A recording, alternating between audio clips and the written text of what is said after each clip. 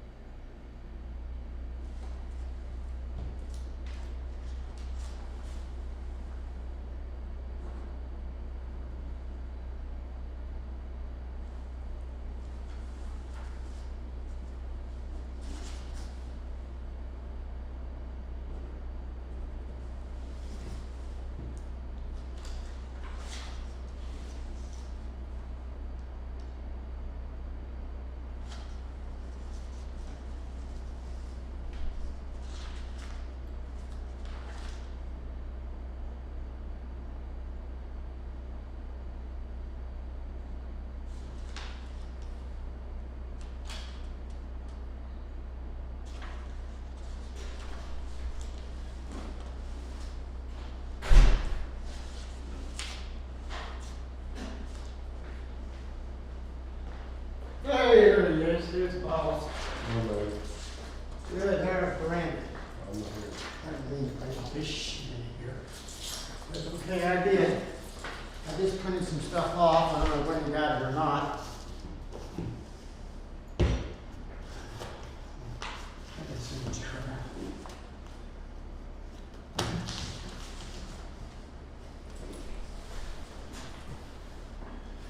Hey, Cherry. Good evening. Cherry, cherry baby, cherry. You're on video, right? And baby, cherry. They used to get videotaped and stuff like that. Okay, so did I not get one of these? Because I printed, shut up. I know I printed it on.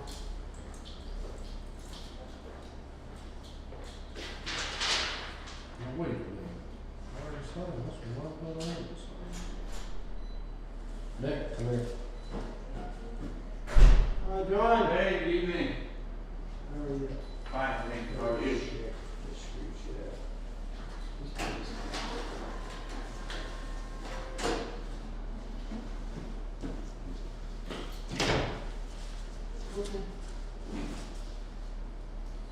Hello, Brandon.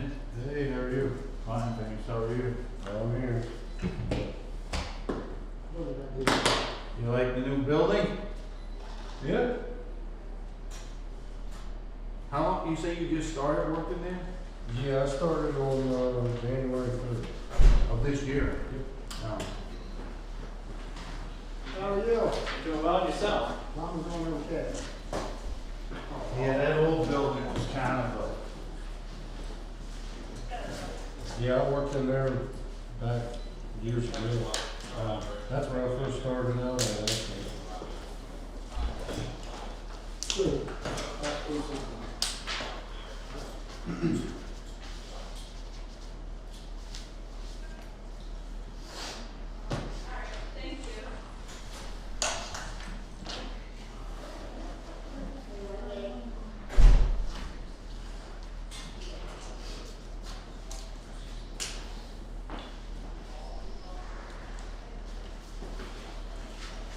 See what you see.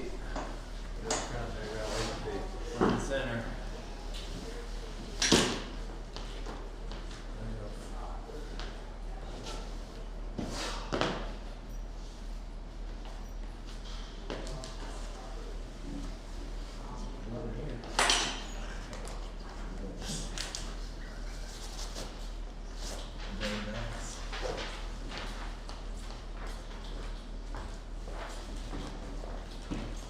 J. Hall, I see, right? Correct. Okay, so Mr. Kaya. He said that's one of the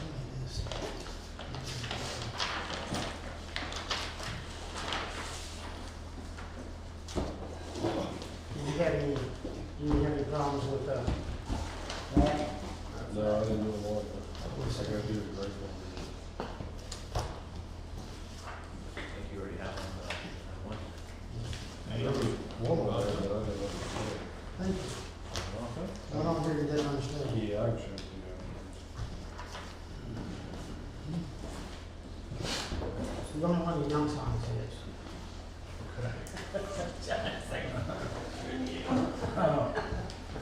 I don't know, is mine even in there? I don't know. It might not even be in there. I don't know if it is or not. Oh, did you see it? See, when you do that, then you also, it's not, well, you didn't sign anything. What you have to do is, I didn't you get look, that folder. you look at the statement here, and then you sign this here. I just approve it.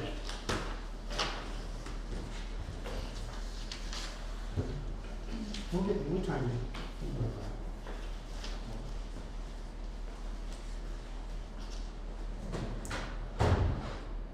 I'm only doing this now while I'm doing it.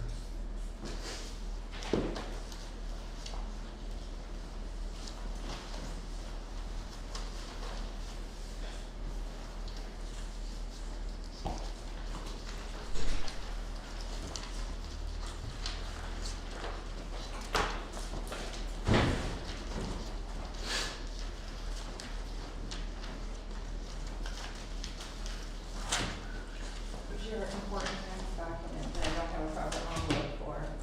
Okay, They're still signing the checks, so you'll get it signed. okay, thank you.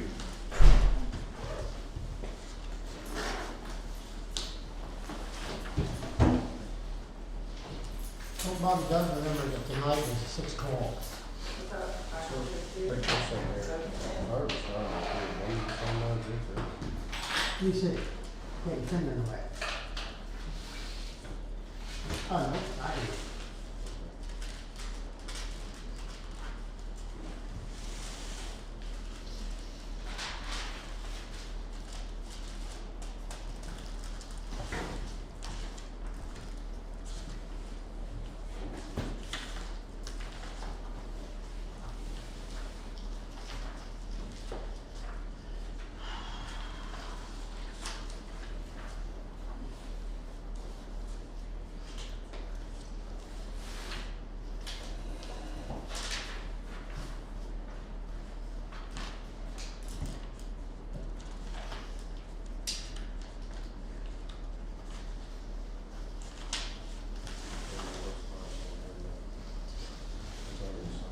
Yeah, Sherry, yeah, So we're good there? yeah. Hey, it is here. Cool.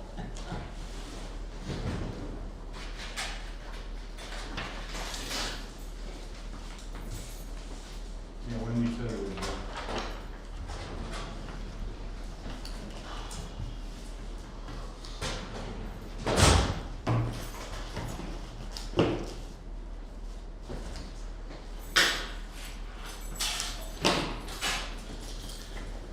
I have it, the cop. Have you spoken to him today? He told me he'd be here, but nobody mentioned the time, so. I'm gonna call. Do you wanna call? You be calling, okay. We got 2 minutes, 2 minutes to run down the, Roll number.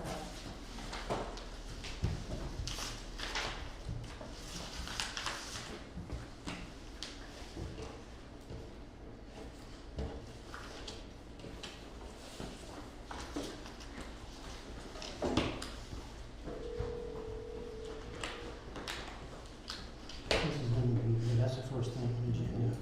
Who's that?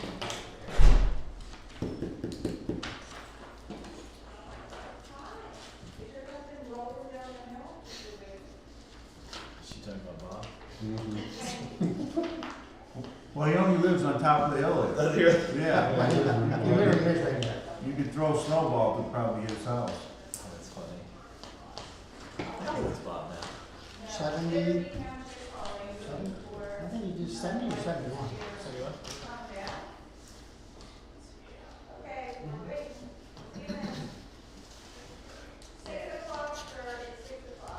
Jeez. He forgot to try. Well, yeah, I need someone who would. I was wondering if anyone would forget, because we changed it. I don't know if he was kidding, he said 6:30. I don't think he was kidding. He said 6:30. Walking out the door. You say he was? Set up a speed trap out there. Yeah.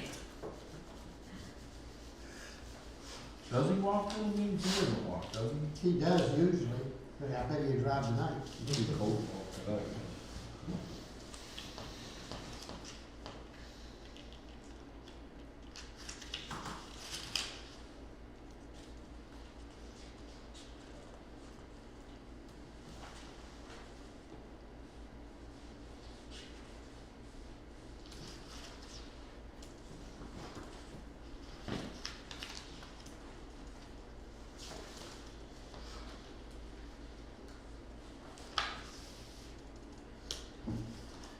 Give me a couple of seconds to get here.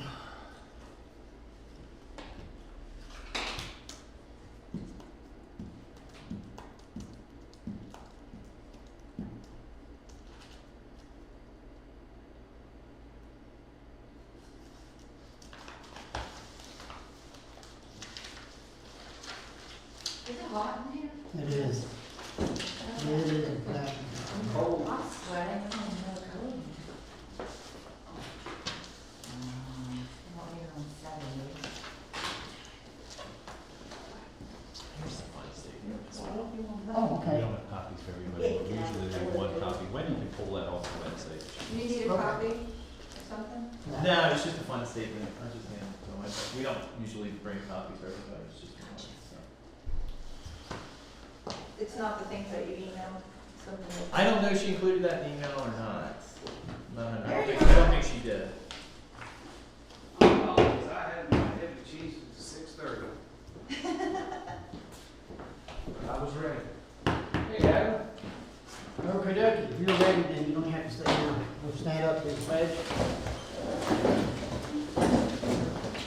Pledge allegiance To the flag of the United States of America and to the republic for which it stands, one nation, under God, indivisible, with liberty and justice for all. Roll call. Mr. Barlow, Here. Mr. Cockle, Here. Mr. Lowe. Here. Okay. What we're gonna do next is, RJ Hall is here to give us our presentation, our little presentation, so we're gonna turn it over to you Very good. this time. Thank you. Appreciate it. Good evening, everyone. What we're going to do today is, we're going to review a couple documents. We have the 21 valuation for the police plan that we're going to focus on, as well as the year-end investment report. But before we get into that, just to bring you up to speed about what's happened in the marketplace from, basically, I think everybody knows the first couple quarters of 21, but let's focus on the second half into where we are now. First 2 quarters, we had fast-paced, energetic growth, basically, in the marketplace. Third quarter was kind of flat. There's a lot of concerns about the monetary policy, and then, inflation wasn't going away at that point. I think kind of the Fed had laid the groundwork for inflation being transitory. Somewhere in the end of the third, beginning of the fourth quarter, they suggested that we have to basically retire that language of saying that it's transitory and accept the fact that it's still here and it's going to be here moving forward into 21. We also, 22. We also had basically some bond yield issues that we were having, putting pressure on tech stocks. We saw the tech market so far this year really start to suffer. The first month of this year, we've had pretty substantial negative returns in the majority of the investment accounts, and that's not principal. That's just what's happening in the marketplace right now. We also had the Fed began tapering asset purchases in November. All this is tied into how they're going to be managing inflation, basically. So they're cutting back asset purchases, meaning they're not buying as many treasuries to try and tighten, what's happening in the monetary world. Basically, quantitative easing is ending, and we're moving into what's called quantitative tightening, if you will. Basically, that was projected to end in March, and still is on track to end in March completely. And then we're going to see potentially a rate hike, which is, I think, pretty certain at this point. We're going to see our first interest rate hike. The only real question is it going to be 25 or 50 basis points? Last year, they were suggesting that we may see 2 interest rate hikes, third and fourth quarter of this year. Now they're saying anywhere from 4 to 6, and with the first one starting in March. Normally, we don't see a whole lot of market reaction. I think if we see a 50 basis point hike in the first quarter, we're gonna see some substantial movement in the market, because that's, I think the market's saying, hey, look, we planned on 25, that's what the Fed said. We do 50, we're gonna see the market start going all over the place. We did have the Omicron variant, which played a little bit of hectic on the markets. We saw, I think, before we got the information back about it, it wasn't as bad as everybody thought it was. We saw the market kind of tank there for a few days, but we recovered. I think going forward, inflation is going to be kind of the name of the game, unless, of course, there's another variant or something that shows up with, the coronavirus. That's obviously going to, if there's one that's worse, and then, of course, everybody starts buying all the products in the stores and that sort of thing, we could see the market react negatively to that as well. But going forward, I think we shouldn't expect what we saw in 21 and 22. Forecasts for GDP are somewhere in the neighborhood of 3.5%, which last year we were kind of at 6, and that was kind of, I think, overall at 6. We've had some months that were higher, but we basically leveled out about 6%. Any questions about that? We finished the year 12.96% in the positive, so we did well. The next report I'm going to look at. Can you please hand these out? Here we go. Yeah. You guys already have everything, okay? We have this report right here. This is what we call our ADRT report. This is the investment report. Go ahead and turn to pages 2 and 3. What we're going to see here is how the money is invested. And when we look at here, the main takeaways from this page is basically where were we at the beginning of the year, because this is January 1st, and then where were we at the end of the year, because we ended at 12/31. When I look at this overall, the only thing that really stands out to me is, one, we did have a good year. We were at 12.96%, so you're going to see a lot of these accounts moving forward as they're also factoring in a deposit. A couple were in the negative. You're going to see that when we turn the page here. We saw some. What page are you on? 2 and 3. Just I have 3, I don't have 2. On the backside. No. It goes 1, 3, 5. Yeah, on the backside. 7, no, it's all automated. It's all on Right there. Are you missing all the backsides? Yeah. Every single one? Everything on, we got all on here. We got folders too. I got that. All right. We have a couple others we can hand out. No problem. You got it now. Can you pass this down? This way. Yeah, thank you.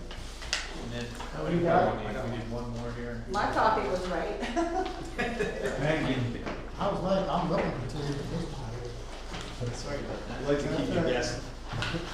I said, okay, look. I only provide you the pages that are positive. I was wondering. So where I was going with that is basically we see how the account is allocated here. We'll see it in a little bit more detail in the next page. Bottom of the page on 3, we can see we started the year 442,000. We ended the year 476,000.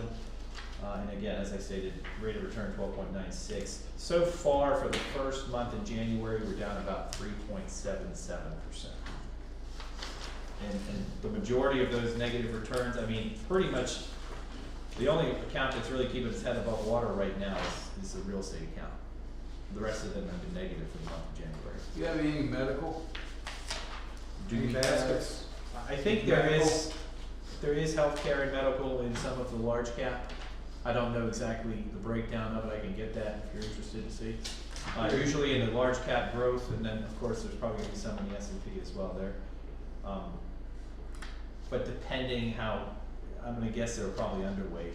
I think what we saw was a rally in some of the higher quality stocks, or excuse me, yeah, I said that backwards, a rally in some of the higher quality stocks, and basically we were invested, I think I said it wrong again, the lower quality stocks had a rally, and these primarily are invested in the higher quality stocks as far as the large value and the large growth space. But as far as exact information, we could potentially get it here for you shortly. If you turn to page 4 shows us 2 pie charts. On the left hand side, that's where we started the year. on the right-hand side is where we ended the year, and overall, you can say, well, what are we looking at? This is our asset allocation. The broad asset classes are, of course, colored here. So if we look at the one on the right, then let's go basically right at the top. That's going to be your small mid US equity at 19.4. And if we go around clockwise, the large US equity 18.6. We look at the fixed income 35.76. Real estate's that green slice at 23.22, and then international equity at 3%. Now, in the grand scheme of things, we are overweight pretty heavily in mid caps, and most of that was due to appreciation last year. And the accounts themselves, large US equity, we're a little bit underweight. Real estate, we're overweight, which frankly has been a kind of a blessing if we look at what happened so far this year. I think we do need to make some changes. We can go over some of that in further detail. It doesn't have to happen this evening, obviously, but I think at some point we'd like to see some of the mid caps move. You think the real estate market's gonna drop out in? This is actually, we're not talking about, just to be a little bit, to dive into that real estate portfolio a little bit more. This is owned real estate, so it behaves more like a fixed income investment because they're getting a lot of that investment income from rental fees. Okay. So as far as that goes, I think, yeah, maybe some sectors might, I know there's been things that have been on fire for years now. If you look at Colorado, my brother lives out there, homes have appreciated from 200 to 400, 400 to 600 or 800, and there has been really no improvements at all. It's just the homes themselves, the market's going crazy. Florida's in a similar position. But this is, I think there's 4 pieces here. Primarily, this is going to be office warehouse combinations, and they've been doing basically I think this is the best year they've had, and this account's been around since 1981. So I don't foresee it. Like I said, it doesn't behave like a REIT. It's not a trust kind of situation that most of the real estate portfolios are. Do you view any of that changing? Not really. When we have, of course, the backdrop we have is principal financial advisorships. We always compare it against the asset allocation. We've had that conversation with them. What's happening in the market? What are you forecasting? The only real concern we have with that account is liquidity. If you wanted to, let's say the market, like we had in COVID, the market took a 25% downturn, 22% downturn. Everybody wants to pull out of real estate. Especially when you have, office space that's part of your portfolio. Right. I think what we saw is everybody started working from home. The panic. Well, oh geez, let's pull our money out. Well, there's a stipulation in this portfolio, in that account that says you're not allowed. We're going to put a queue in place. So you're going to basically put in a request to withdraw that money. They're going to process it more or less on a quarterly basis. So they need to sell properties to fund those investors to move out of that account. But even in situations like that, I wouldn't recommend moving it out anyway. I just wait it out. This is not, we're not timing the market here. This is more of a long-term, asset strategy for the police plan. So we're not going to be tactical. We just want to be risk averse if we can. And that's kind of the idea behind just rebalancing, getting us closer to that 60-40. I think is where we want to be. So as I was saying, I think some of the mid-cap exposure, it's about almost 20% right now. We should drop that down to probably about 5-6%. The large caps at about 18.6, we should bump that up to about 25-30. Fixed income, it's hard for me to say pump a lot of money into that because it's kind of like the ship is going down. Interest rates are going to be going up, and we're going to see a lot of unfortunate situations happening in that asset space. If you look at pages 5, and we're going to go through some of the returns 6 and 7, we're going to focus on the third column, which is going to say, it says YTD, that's year to date. And what we see here, there's a lot of data on this page, so I'm going to kind of summarize what we're looking at. Remember, everything's color coded, so large US equity is in the blue at the top. We narrow that down to value, blend, and growth. Underneath at the top, underneath large values is principal global investors. That is the investment manager, and then we have equity income, separate account, that's the account itself. We compare it against 2 different metrics. We use the Russell 1000 index, and we also use Morningstar's category average. So when we look at year to date for this particular account, equity income 22.13%. We did slightly miss the benchmark there at 25.16. We moved down to the S&P 28.28, versus, of course, just the index, the S&P 500, 28.71. You may say, well, if we're tracking identically to what's happening in the S&P, why are we underperforming? Well, you have to remember what we're looking at are net of fee numbers. So that second to last column, we see there's an investment expense, that 0.31 for that large cap S&P. That's already deducted from that number we're looking at. So that's important because when we look at the indexes, they're all gross numbers. They don't have any fees taken out of them. Large cap growth, 21.63, again, falling behind slightly there, 27.6. They did make up some ground on the 1 month, but the 3 month numbers where they got hurt the most there. Moving into small mid, LA Capital Management and Victory, mid cap value 1, outperformed 31.10 versus the index of 28.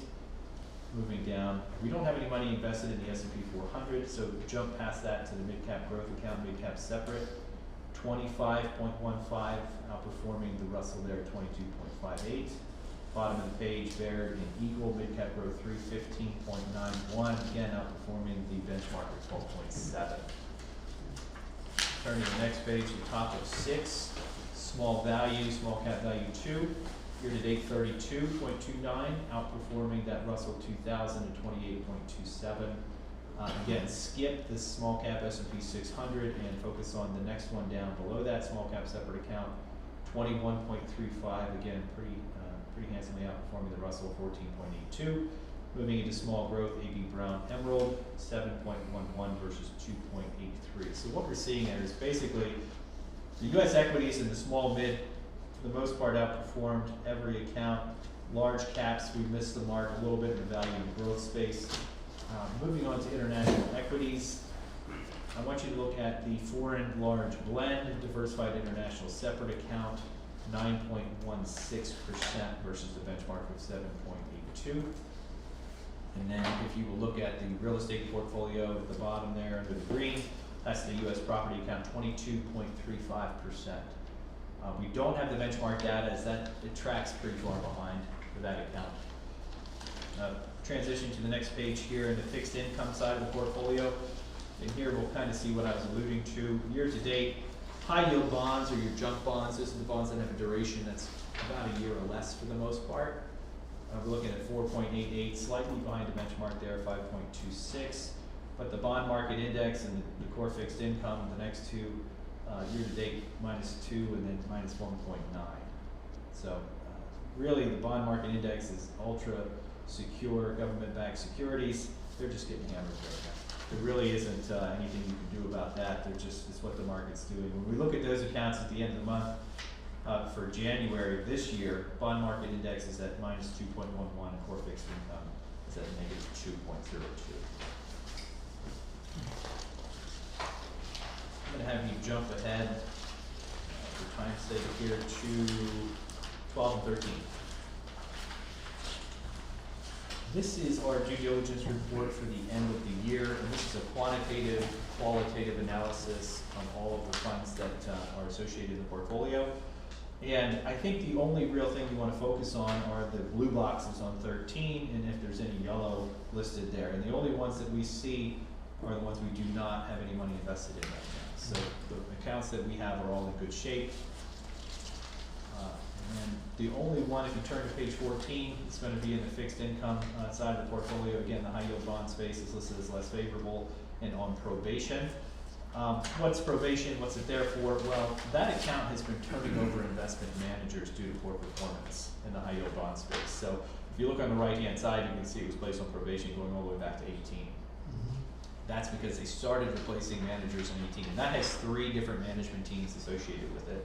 So they replaced JP Morgan, they also replaced Neuberger Berman, now they have DDJ, Insight, and Post. But they're not going to remove basically that probation until these new managers work themselves out of that hole. They can't just wipe the slate clean and start fresh there. What we have on 15, 16, and 17 is just going to be a trend. If you look at the far right hand side, that's the first quarter of 21, and it basically worked right to left. You can see through the end of the year, and you can track how these accounts are trending, if you will. The only one that I would say to focus on is going to be 17, the top of page 17, the high yield bond space. You can see it's been sustained poor performance, less favorable score of 2. However, it's been improving, went from 2 to 2.25 to 2.75, and the most recent up to 3.25. So it's trending in the right direction. And that's it for the investment report. The rest of it's going to be benchmark descriptions, glossary of terms, boilerplate information, if you will. So I think we talked about a few things about rebalancing the portfolio. I can send some more particulars to Wendy after the fact, or if you'd like, we can get into a little bit more detail now. I don't know which way you'd like to do that. No, just send it to Wendy. So Rick, Bobby, do you want to go into more detail on the financial? I just was curious. You asked about healthcare. Yeah. Within the large cap S&P 500, which should be under the blue. Yep, On it's gonna be the that. second account down. That total account balance, if I'm looking at that, Which one was it? it's large. If you look under large U.S. equity, okay, and then go to large cap S&P 500, it should be the blue, dark blue. This is going as of yesterday's ending balance. There's about 8.36% in that account alone, which is like $38,000. 12% of that's in healthcare. 12%. So 12% of the 38,000 is in Yeah, healthcare. 1/3. So you guys thought that. Yeah, we can provide a little bit more information if you'd like about some of that at a later point. I just don't, we don't have all the printouts as far as the holdings. The largest holdings are Johnson & Johnson and Procter & Gamble. Those are the two largest individuals. They both pay dividends. But it's like that whole account's in the S&P 500, so it's breaking down. It's wrapped into one basket though. Correct. Yeah. The largest holding in that account is, I believe, I think it's what's right there? It's Apple. Apple, Microsoft, Amazon, Tesla, Google are the top 5 in the S&P 500, so that's the largest share.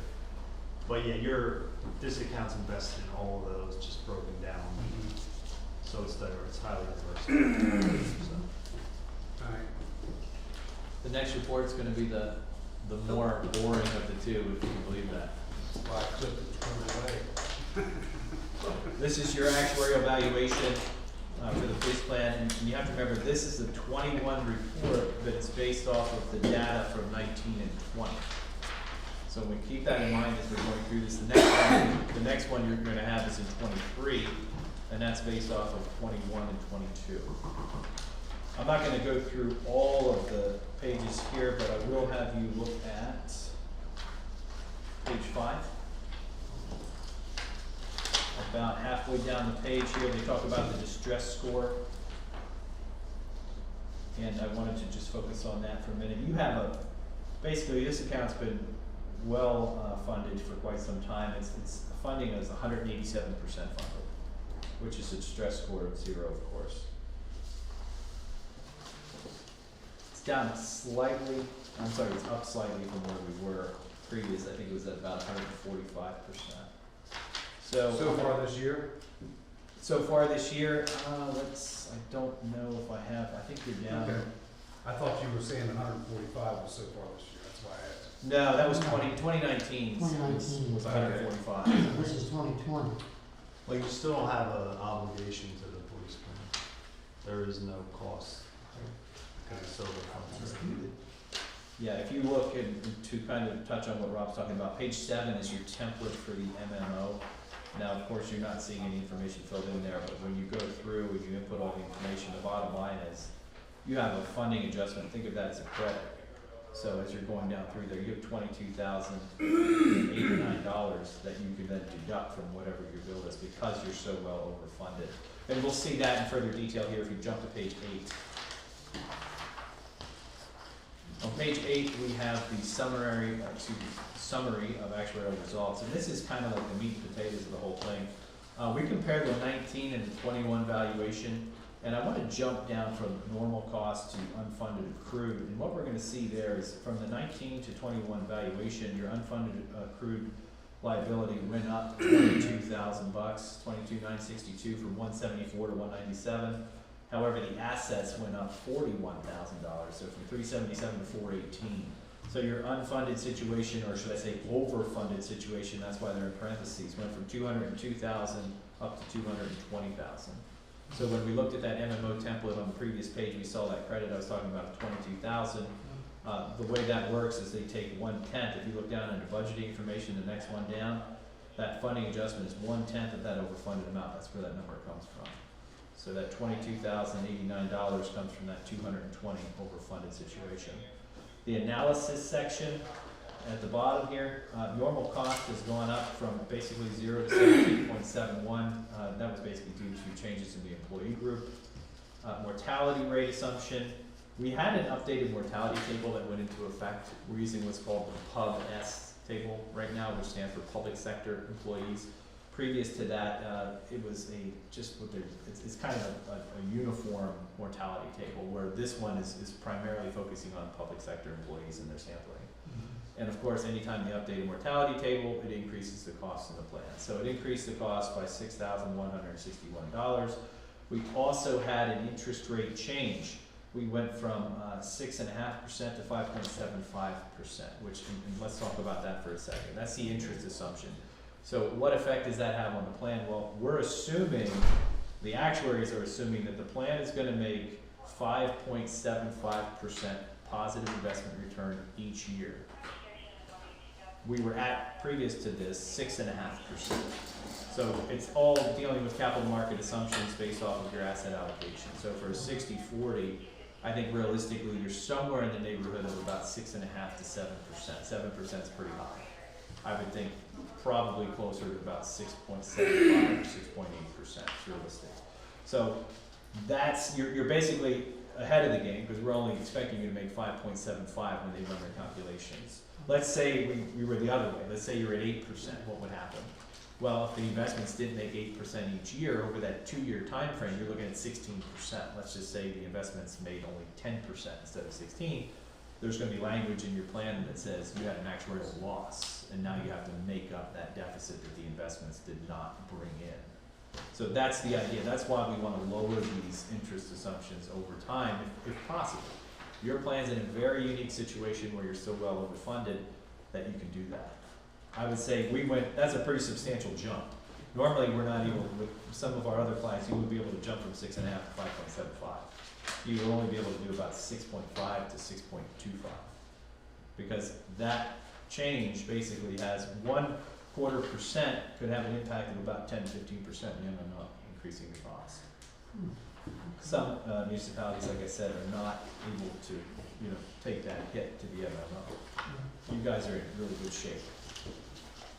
Back to 8, if you look at the last paragraph here, plan experienced an actuarial gain of $10,747, primarily due to an asset gain as the return of the assets being greater than the assumed rate of return of 6.5%, and that ties into what we just talked about. It also says here, please note that the actuarial value of assets is smoothed over 5 years, where the investment gains and losses are not fully recognized over 1 year, but spread out over a 5-year period. So what that means is there's 2 options. You can have actuarial smoothing, which is not taking, let's say the market did, 10% last year. Your plan did 12%. You're not taking that 12%, you're taking a percentage of that 12%. The rest of those gains are getting pushed down the road over 5 years. The idea is when you have your deposit requirement, your MMO, you're not going to see wild spikes up and down if the market does well or does poorly. What you're going to see is trending in the same direction, but instead of it being a big spike, it's going to be a small spike. And the same effect if you have a negative year in the market too. So instead of it going like big jumps up and down all over the place, the idea is to keep your deposit requirements pretty consistent. That's why we're using smoothing. Also, if you did switch to market, you'd really see the lid blow off this thing from this funding standpoint. It would really, because you'd be recognizing all of those gains that we had over a 2-year time period, which in 19 had almost 27% return in the plan. You had 26.53%. In 20, you had 8.59. You add those two together, you're doing, a lot better than what we're expecting if your interest assumption, which was 6.5. So you're looking at over 30 versus 13. So you more than doubled over those 2 years. So you would see that 187% number would go up into the, 200 something. But needless to say, it's in a good position. If you turn to page 9, actuarial assumptions, method changes is the second header down. Those two bullet points talk about what we discussed.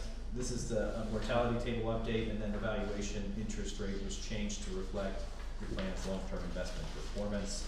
I'm not gonna talk about that anymore unless there's any questions. You don't have any amortization on page 10 because you're so well-funded. Most of these plans that we manage do have an amortization charge, but you guys are in good shape. And pages 11 and 12 just talk about what assumptions the actuaries use when they run these reports. So you may say, well, there's a lot of moving pieces, how do they come up with all that? Well, these are basically the baseline items that go into the report when they do that. 13 is a glossary. 14, just carrying that forward. 15 is discussion of risk and the impact. I mean, that's some interesting reading, but I'm not gonna bore everybody with that here. 17 is they have some interesting numbers there.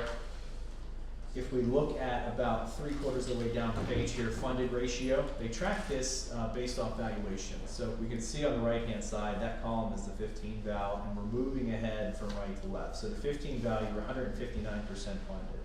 17 val, that drops slightly to 155. 19 val jumped to 215, and the 21, you're at 211.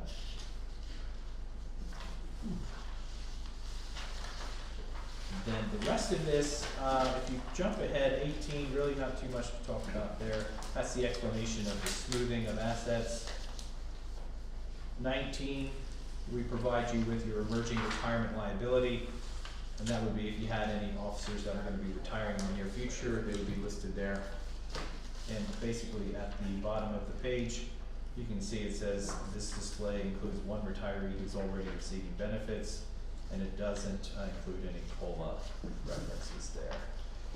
If you turn to 20, we have the census data for the plan.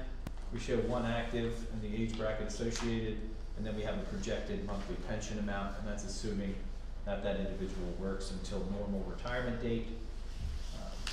There are no inactives, and then we also show that there's one participant who is receiving a pension payment, and that number is there. That's per month, so you would just take that number times 12 and you figure out how much is coming out of the plan per year. 21 and 22, we have the summary of the plan provisions in the police plan. I'm not gonna go over those in any real amount of detail, but you can, of course, read those if you have any questions about how the plan is structured. And page 23 talks about the financial impact on the bottom here of those assumption changes that we make, basically from a normal cost and liability standpoint. And that's as brief as I can make it. That's good. Okay. Thank you. Does anyone have any questions for these guys? What percentage rate are you charging for your services?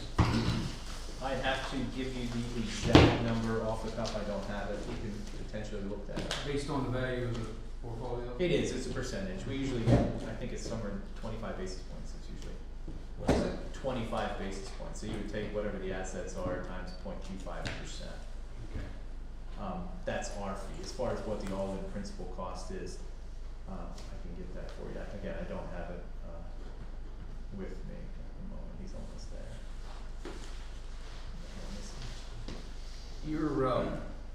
Your fees are reflected on the reports as far as the deduction, correct?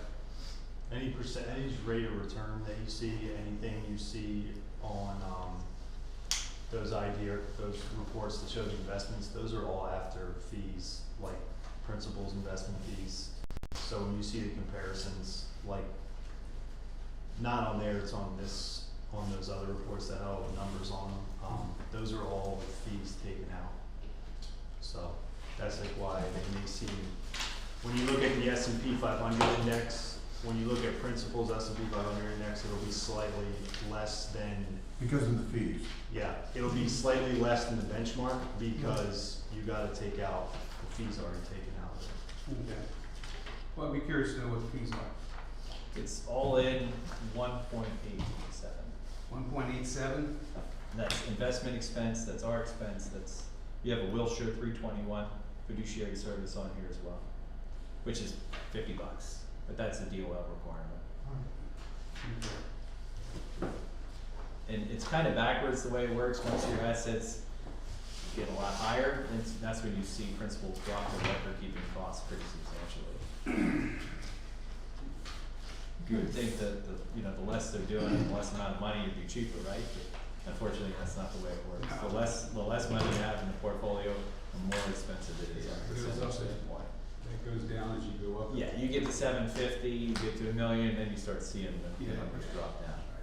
But unfortunately, that's the way it works. Okay, we don't have any other questions for you, we're gonna cut them loose. Thank you, guys. Thanks. Appreciate it very much. Yeah, we'll be in touch with Wendy then. All right, that'd be great. Thanks again. Before we move on to public comments, I want to give the number out for anyone that may want to join us by telephone here tonight. The number to call in for public comment is 1-832-831-2424 with an access code of 280672. Thanks, guys. Thank you. Right. You all right to go out this door? Sure. All right, now we're going to move into public comments. Do we have any public comments? Jack's on the agenda. Who? Jack Master? Oh, okay, He's yep. on the agenda. Go ahead. Yeah, so we purchased a house on Gladwell Road in September of 2020, and it just came to our attention that we do not own a very small piece of ground attached to us. Through some digging, we found out that it was deeded to our property and not to be sold, but it got sold. And so we're just looking to see how we can get that back. Where do we go moving forward? We did talk about this, and I also discussed it with Mr. Briscoe. I think the recourse is you have to go back to the Adams County tax because they sold it first and foremost. So that's probably what you want to do is go back and discuss with them what you need to do to straighten this out. And one of the other questions you might have too is who did your abstract when you bought it? Because they should have caught that, I would think. Well, before us, two owners before us, it was in foreclosure. And so, did the bank not catch it when they sold it? Yeah, I couldn't enter that, I really can't.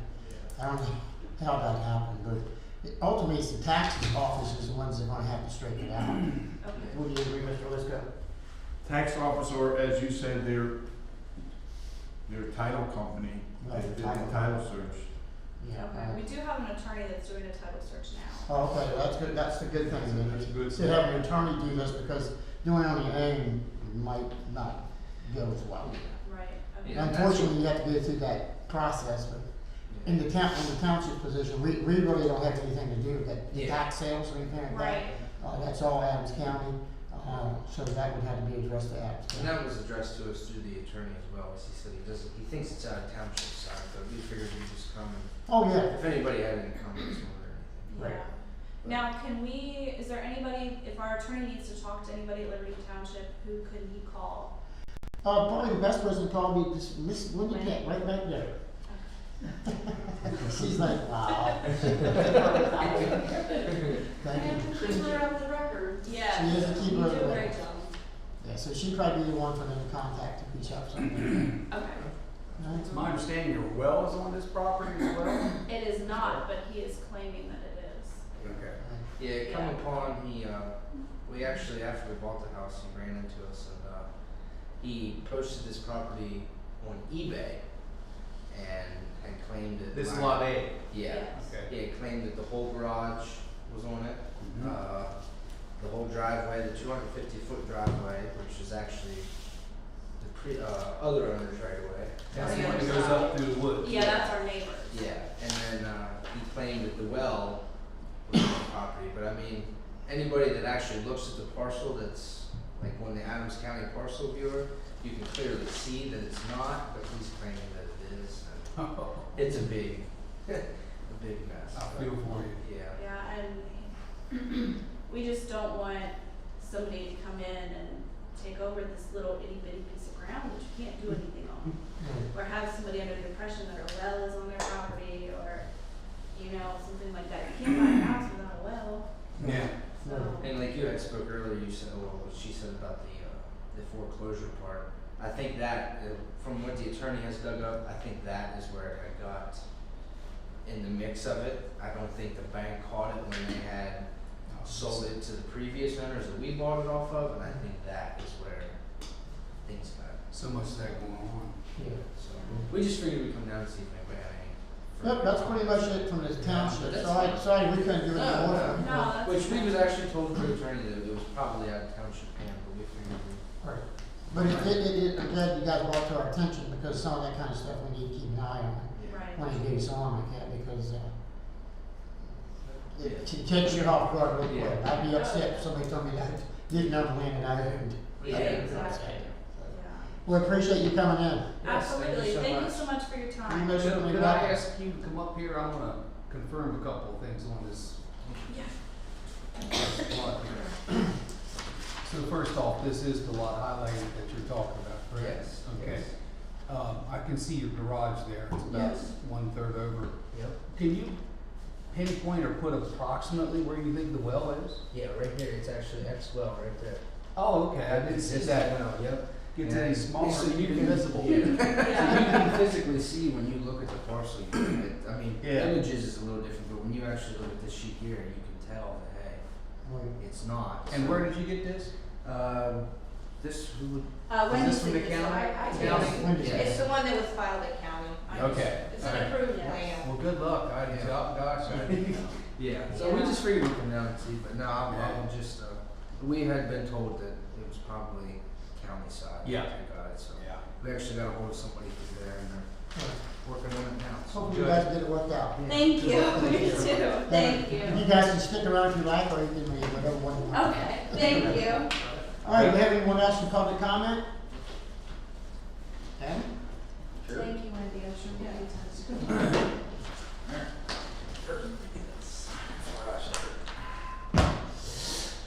So I'm here tonight with a few concerns, yet again. What's this now? I was here last in November with concerns of roadways, noise pollution, and road accessibility to my property. The first issue I have with this office is that I was told at the Board of Supervisors meeting by you, Mickey, that our roads are our problem and you have no say on the roads back here. Then on December 13th, while trying to access my property to the rear so as to cut wood and brush that my builder left, I find a storage container located in the middle of the road that I cannot access my property. When I asked Johnny Iker whose container it was and why it was in the road, his response was, I put it there because Mickey Barlow told me I could. He then attempted to exit his vehicle and commented, do you want to try to do something about it before I closed his door for him? I then called Reverend Barlow to ask if this was the case, since he knew that the road issue was such a hot topic back there. Mickey replied to me, I didn't really give permission, I just knew that it was taking place. It's an interesting comment due to the previous comment that came from you, that you have no control back here and can't get a fire truck back there. So my plans for the evening got halted due to a township supervisor being okay with the container being placed there, even after being told that it was in the way and needed moved. I'm deeply disappointed with you, Bobby, for not returning my call when I left a message with Penny about this topic. You guys are elected to deal with this stuff, not to turn your nose up to it again and again. My second issue is offering is about a statement that Mickey made 2 months ago when I filed a complaint for noise at my property. You stated there's no way to enforce a sound ordinance that is on the township regulations due to the township lacking the proper equipment. After being mocked by you about such a device, I purchased said device for $28 on Amazon, and I'm now donating it to the township office so that the township can enforce the rules that you have set in place yourselves. Then on January 19th, 2022, Officer Christopher Rosen, badge number 32-4, followed my wife and myself to the Giant in Gettysburg while on duty after being dispatched to the Hicks residence on Sidner Trail. Once the officer left his residence, he came to mine, meaning Brian's residence. He came to mine. We were not there. We were grocery shopping. While in the Giant, on Route 30, in Gettysburg, mind you, when I see Officer Chris Rosen sneaking out the door to leave in uniform after making eye contact with me and not speaking a word. We arrived home 30 minutes later. No sooner do we pull into our garage, and Officer Chris Rusin then made contact with me via phone from the township office. The officer informed me of the reason of me being called to the residence of Brian Hicks. The officer asked me if I, quote unquote, grabbed my crotch when Brian drove by. My reply was no, and I don't care what Brian Hicks perceives because I don't care about Brian Hicks. I just want Brian Hicks to leave us alone. I then asked the officer if he was the one that I saw in the Giant in Gettysburg, to which his reply was yes. He stated I was getting lunch. So now I have a few concerns for the police. An overreach in this township, mainly on the part of Officer Chris Rusin. So we have Brian Hicks literally last night on video, because I have cameras all around my house now because of this bullshit. I have him on camera sitting at the end of the cul-de-sac waiting for me and my wife to come home so he can continue to drive back and forth and instigate. All stemming from lack of support and the back and forth of everyone here at the township. So we had to call the state police due to no officer being on duty last night in the township. So my question to you elected gentlemen before us tonight are, when do we follow any township resident into another township, especially one that's 20 minutes from the nearest township point while on duty? 2, when do we try to intimidate township residents by following them into a store while out of the jurisdiction location? 3, when do we charge someone in the township, which I was charged, with no evidence, only a verbal complaint of a perceived action, what he thought he saw, and I told him no, and I'm getting charged for that. When do we allow our officers to drive a taxpayer-afforded vehicle, mind you, I pay taxes, wasting the taxpayer money on gas, all while on duty, in uniform, representing the township while out of jurisdiction in this obvious case of police overreach? When am I going to stop being fed bullshit just to shut me up? Lastly, on record, I'm submitting this township complaint form as submitted or asked by you, Mickey. So here is my complaint form, and I'm also asking that the harassment by the township police officer in question cease immediately, and the officer be re-educated and reprimanded as soon as possible. I will continue with this. I did talk to the state cops. He said that guy's a moron for even trying to charge him with something that's a he said, she said. I clearly said no, I didn't do it. Guy said yes. Like, literally, what the hell? But my biggest problem is, why you follow me to Gettysburg? Why you coming to Gettysburg? I will tell you what, I'm not gonna sit here and defend Chris Rusin or any of our officers, but they do have the permission from the township to go to adjoining municipalities for lunch if they do so want to do that. Okay. And I don't know if he was in there, at the courthouse, filing charges or anything in that, and he went to Giant. I don't know. When he's out doing his job, that's his job. And if he chooses to stop at Giant to pick up his lunch, that's totally upon him if he wants It to. just seems really suspect that literally 5 minutes after he tries to come to my house, he mysteriously finds me at Giant.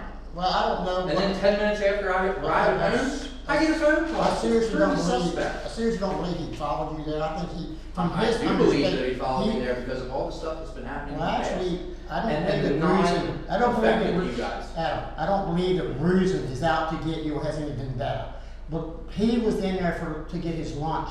Apparently saw you as he was checking out, and you were behind him. So he did not follow you. He was already there before you got there, according to him. Okay. Now, what we go do, we'll file these charges or this complaint, and you can take it up with the magistrate I will. and see what happens there. Is that the process, Sherry? That is correct. All right. So that's what we'll do, is we'll file these and let Magistrate Bischoff give you your hearing. You can do what do, state your case Right. and see how it falls. But I really don't believe that Liberty Township is out stalking you or any other of those things. And some of the things you stated too, you're correct. The township has we can do nothing inside that risk area because it is a private development. Right. So you're fine with it being not serviceable by fire and emergency apparatus? I didn't say I was spying Your on it. taxpayers. No, I didn't say I was spying on it. What I said was, we cannot do anything by law because it is a private development. Doesn't mean that I'm fine with it, nor do any of the other supervisors that I know of. What it means is, we can't do anything about it. We've attempted numerous times, and there's records to indicate that we have reached out to the residents of this trail area and attempted to assist them in bringing their roads up to par and get them inspected, and we've been told repeatedly, no, because By who? 'Cause everybody got by back residents. there. Well, we wants have, you can file your right to know, and Wendy can get you all the records to that, because we have done that is 2016, I believe Yeah, at least 2018. once. That's fine. I just want clarity, I want So what I'm transparency. saying, and we've I want all talked, this, we've talked stop to, hiding stuff, we've and talked stop to- telling one person Adam. one thing and one another. Adam, That's we're what not I'm doing asking. that. The Yes, thing you are. is- You specifically are. no, I Yes, am you not. are. Yes, you are. I am not, because I don't talk to the residents in there. But first off, that container you're speaking of, the man Yep. come in here Yep. and said, I'm building a house back there, we're cleaning up the trash, I'm gonna drop this container back in here, I'm just letting the township know. And I said, do what you gotta do, because we don't own it. We have no authority That's in not what you there. told me that day. You said he told you about it, you knew about He came in here and told us after he dropped it, didn't he, Wendy? it. Yeah. But You the had no thing problem comes, with that. Adam, the thing is, we have no authority. If the man dropped it in the middle of your yard, we don't have authority. You can call the police and say, the man dropped the container in my yard. And We then don't have you any have authority. I wanna know what authority you have to block up the people that just moved in their driveway What are you talking with your car. I have I pictures ran of out of it. gas that day. You did not run out of gas, but anyhow, When are you an executioner? You're the judge, jury, executioner? no, I'm, You're no, sitting very- you're coming here making your accusations, I'm and you, telling you what's the truth. no, it's not. I have It's- no camera. Our officers are not following you to Gettysburg, and we're not patrolling by your house to bother you. Okay. So I don't know what the problem is with the township or the board of supervisors. Because you guys aren't doing what you're elected. Then run for supervisor, how's that? I will. Please do. Okay, we're done with you? Once Are you we sell done with your you? house and move out of the township, I'll take over. I didn't never want to happen, Sonny. I know, because you're asking too much goddamn money. See ya. See you later.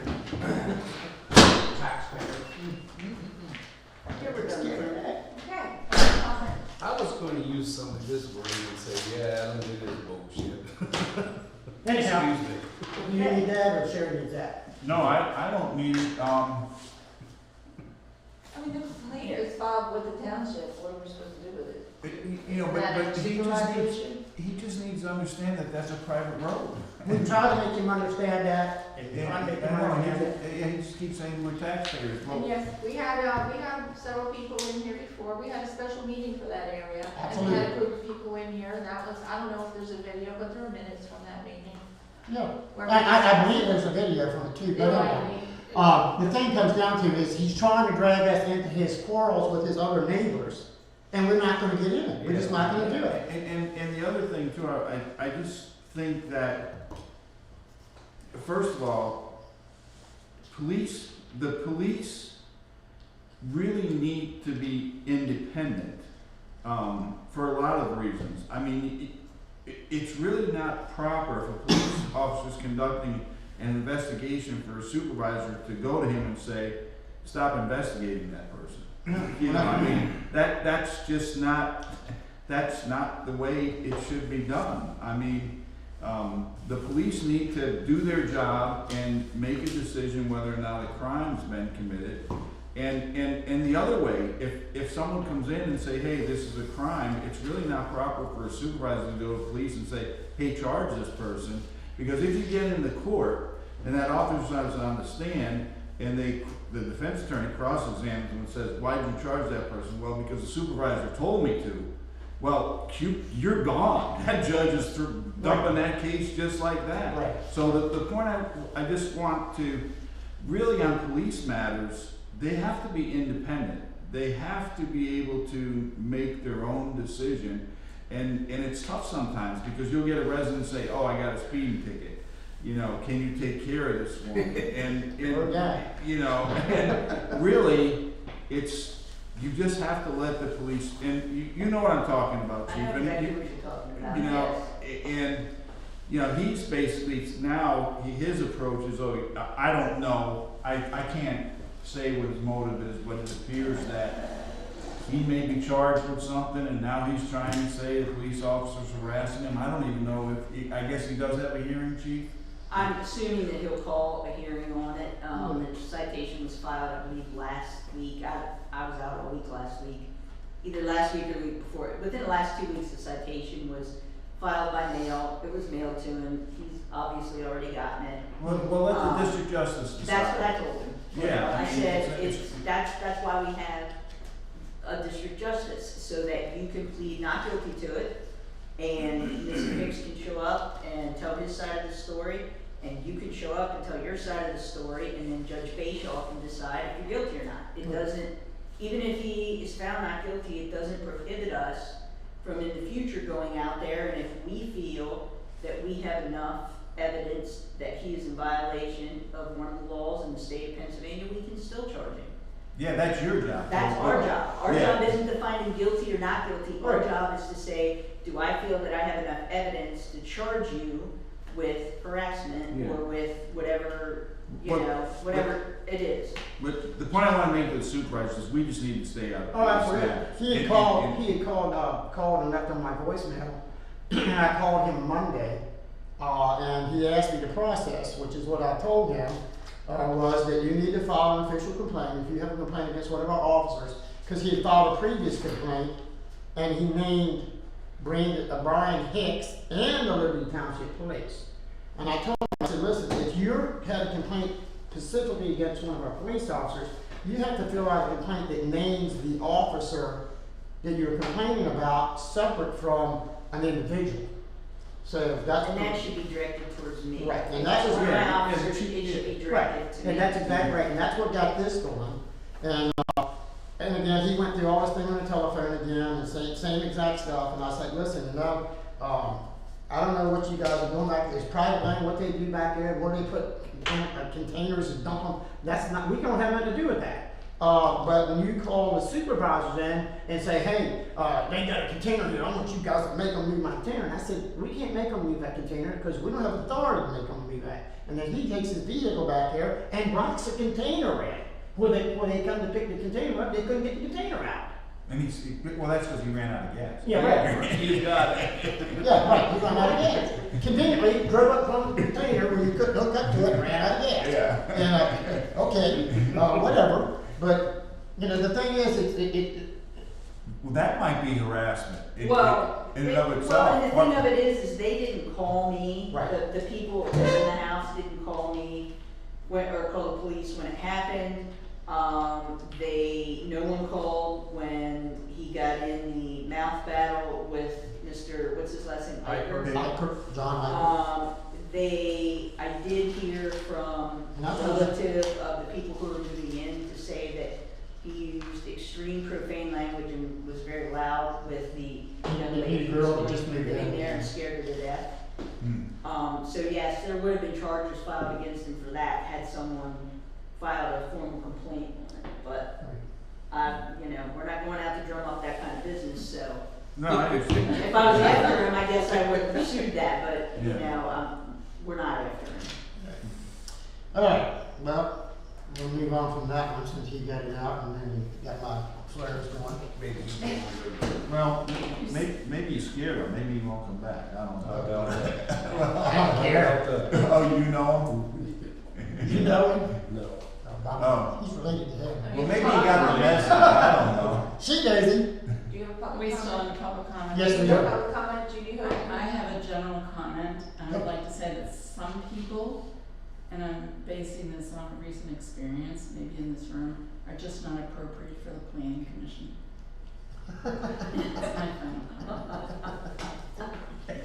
Was he trying to get on the plane? I thought you were talking about That Mr. was Lowe. He's pissed at me because I'm. Judy, is that targeted at Oh. Mr. Lowe? Yeah, he put in He's a in the planning board. General comment.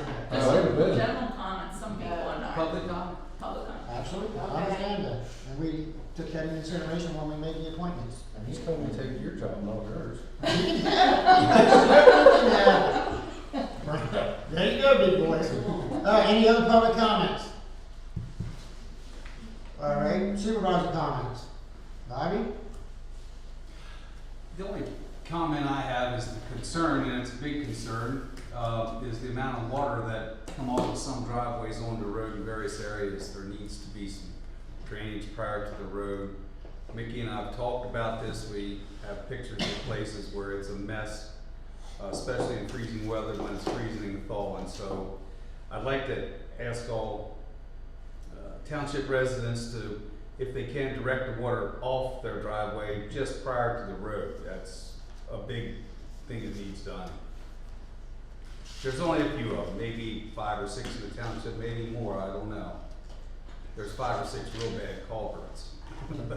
Well, actually, that isn't, there's a provision in the second-class township code. That might be a summary offense if you Yeah, have it's to. a violation. It's a violation. It's a violation, and one of the ones that we're having a problem with now was issued, you never got to the violation, just kept saying, you're gonna get a citation, you're gonna get a violation. And that goes back 5 or 6 years, and he was supposed to fix it in 2020, and we have a notice from him where he was getting, that corrected.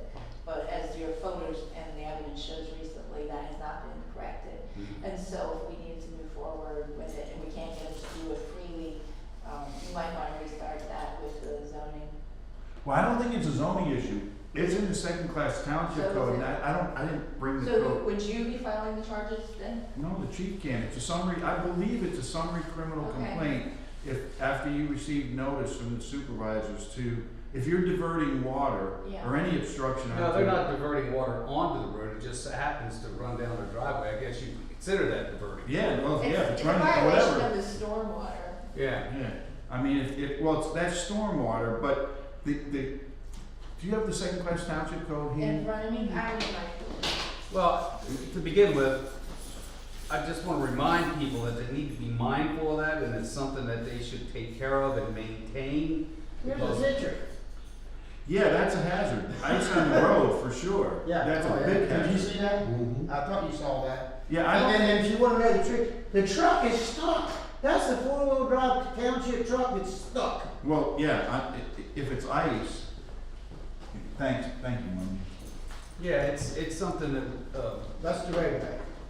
it really rears its ugly head this time of year when you have Yeah, thaw and freeze and runoff. It's been a bad year for ice. Yes, Because you get, it's been cold and, you know. it thaws, you're right, and then it gets really cold. Well, we're Cold. gonna get, over an inch of rain, they say, between Thursday and Friday, and then Saturday back down into the 20s for a daytime high, so, Yeah. you know, there you are. You know, you got the same situation, only it worsens. Okay, any other comments here, Bob? No, Yeah, section 2326. Yeah, any person who obstructs any public road by felling trees, making fences, turning the road, diverting water onto, or in any other way, and who does not, on notice given by the board of supervisors, immediately remove the obstructions or nuisance, blah, blah, blah, commits a summary offense. what's the number of that code? Section 2326 of the second-class township code. 26. So the chief, I think the easiest way is, and chief, I don't wanna put more work on you guys, No, it's but, fine. I Maybe mean- somebody will complain. yeah, I mean, I'm just kidding. no, but what, the first thing that needs to happen is the supervisor, it says after notice, the supervisors need to send them a notice saying, hey, there's the picture. And- We've and drafted letters today, and we can reference that. Yeah, we also, Right. last week, I took the pictures, emailed them to Wendy, had Wendy also email The contact.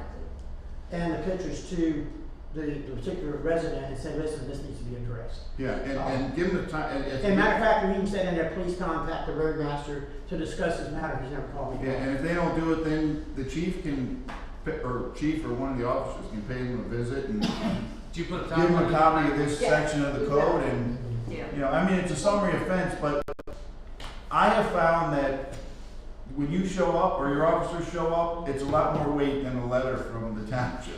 Okay, so You know, that's what we'll do. In these new, for the properties that you've identified, we'll update the letter to include a date of correction that needs to be done by, and we'll reference the Section of the 23, code. yeah, the 2326, and the fact that it would be a summary offense. Because I know Jessica was working on that letter today. Yes, she asked me to. Because I gave her a So list. we'll edit those and include that information, a timeline for correction, the fact that it would be a summary offense, and, we'll, quote the code 2326. Well, I'm glad we brought that up. I was going to, see my list on the roads. Oh, scratch that one off. I don't worry about that. Okay, any other public comment, comments from supervisors? Then we're gonna move on here. Now, in the minutes, for January 3rd, 2022, retroactive reorganization meeting, did everyone have an opportunity to review those minutes? I'll make a motion that we accept it. Have a second? I'll second it. All in favor? Aye. Thank you. The January 10th, 2021 regular meeting, that's 2022. Oops, thank you. That's January 10th, regular meeting on 2022. Did everyone have an opportunity to read those minutes? Yep, sure did. And I'll make a motion we accept it. Okay, have a second? I'll second it. All in favor? Aye. Okay. The Treasury report for January 2022. Did everyone have an opportunity to go over the Treasury report for 2022? I had a question I gotta find. Sure. What went on with that $884 check that was voided 2 times or something? I had a question. Where is that at? For Buchanan Trail all over or something. Yeah, up the East Trail all the East Trail, that's it. East Trail. all What about the- the check? What do you want to know about it? Well, it was listed 3 times, I think, Oh. twice voided. Yeah, it was subtracted out twice and then was put back in once. Let me see. I Is got, that on I gotta Page find it. 3. page 3 of the treasurer's report? Oh, yeah, 80, 84, 80. Yeah. 1, 2, 3 times. Yeah. Where was it? There's only 2 pages on the treasurer's report, so I'm not sure about That's the treasurer. It's page 3 of, the minutes of the treasurer's report. this is on the minutes. It's in the minute. That's the minutes of last month, Right. when you approved that treasurer's report. Okay, it's Yeah. page 3 of those minutes. Yeah. East Yeah, Row that's the- Automotive. Kind of popped out. Oh, see how it says a general journal? When you void a check, QuickBooks likes to make journal entries to correct it. So it Yeah. wasn't voided that many times, it was voided, and then those 2 journal entries that showed up are just accounting, transactions. Well, may I ask, just out of curiosity, why was it voided? Why was it voided in the first place? It was a printing error. I probably was printing it, Oh, and okay. someone else printed on my check, Gotcha. or I printed it on a piece of paper or something. Okay. So, you see how it notes their printing error? That usually means somebody else printed on the check and I had to redo it. Okay. Gotcha. Oh, yeah, it's at the top. And, right at there. any point in time, I have a file of the voided checks, you're welcome to look at them to see that they're actually voided, okay? So that's from the minutes, that's not actually from the treasurer's report, it was last month. Anyone have any other questions about anything on that? So you Minutes? know on the current, That was in 6. Hmm, I'm talking to myself. okay. I'm the only one who understands me. All right, so, any other questions for the treasury report? Do I have a motion to approve the treasury report? So moved. Second? All in favor? Aye. Okay, now we're gonna go to the invoices.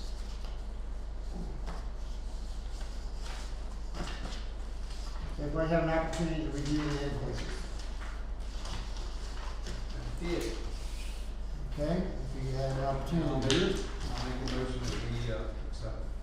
okay? Second, Second it. all in favor? Aye. Alright. All right, we have payroll, 1/2/22 to 1/15/22, retroactive. Everyone have an opportunity to review that. I have. Do I have a motion to approve that retroactive? So moved. I'll second that. All in favor? Aye. And then, the payroll for 1/16 to 1/29, retroactive also. Everyone have an opportunity to review that? Yep, sure have. I'll make a motion we approve them. Okay, Second it. all in favor? Aye. Okay, police report. Month of January 2022, we worked 315 and a half hours. Our mileage was 1,681 miles. Used 144.7 gallons of gas. We had 1 misdemeanor arrest. We answered 12 911 calls. PSP answered 8 calls out here. We wrote 44 traffic citations, 4 written warnings, and 1 non-traffic citation. In Freedom Township, we worked 25 hours, answered 2 911 calls, wrote 29 traffic citations and 12 written warnings. We did start in Highland Township also in January, and we worked 25 hours out there. We answered 2 911 calls. We wrote 13 traffic citations and 3 written warnings. Things out in Highland Township so far have gone well. I did make contact at their request with the campground owners out there, and they were ecstatic to know that they had police coverage now. Also, Officer Ammerman was out there and made some contacts with people on some farmland that he knew, just to let them know that, you know, there's some police coverage out there. So far, everything I've heard has been positive, so. Other things going on, Officer Rusman, he had 1 DUI arrest this month in Liberty Township and 1 in Freedom Township.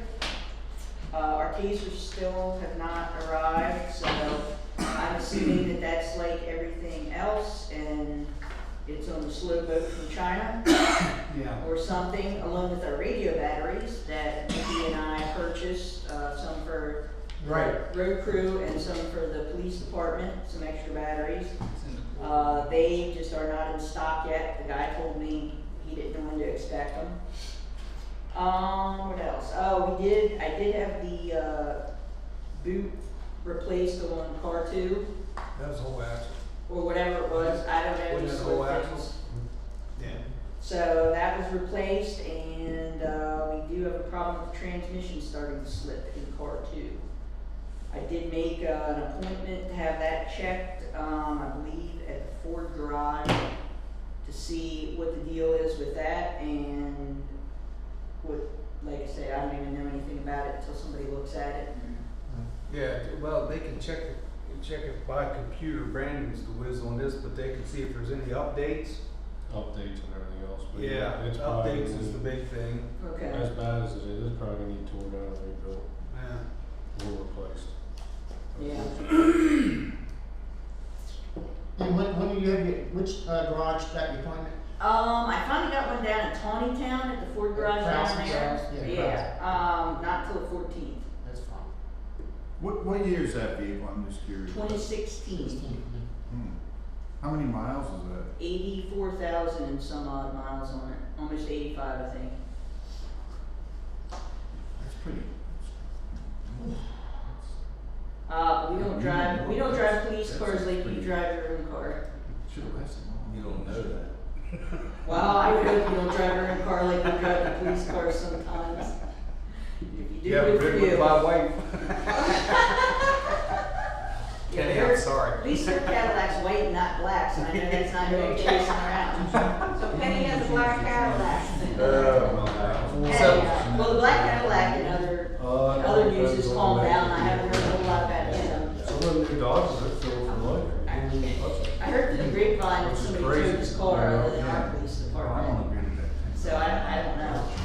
So, are you done? I had a question. I just have one more thing and then I'll be done. Please, by all means. I did attend a meeting, put on by Mastriano's office.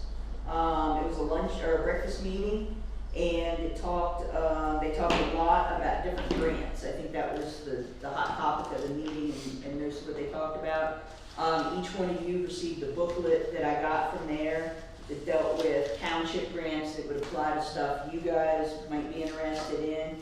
And I also got one that is directed just at police department grants. So I'm gonna scour that a little bit and look and see if there's any grants in there that we might be able to use or something like that. Is Bruce working on anything currently?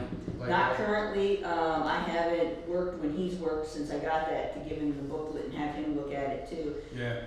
And they also said that if there's any grants that we're interested in, whether it's you guys, whether it's us, some of the pointers they gave were collaborative grants between counties or townships or something like that, that they, usually the people awarding the grants put a lot more credence into the application if it's Because it's Right, multiples. yeah, because it's multiples, they said that that's a good way to get them.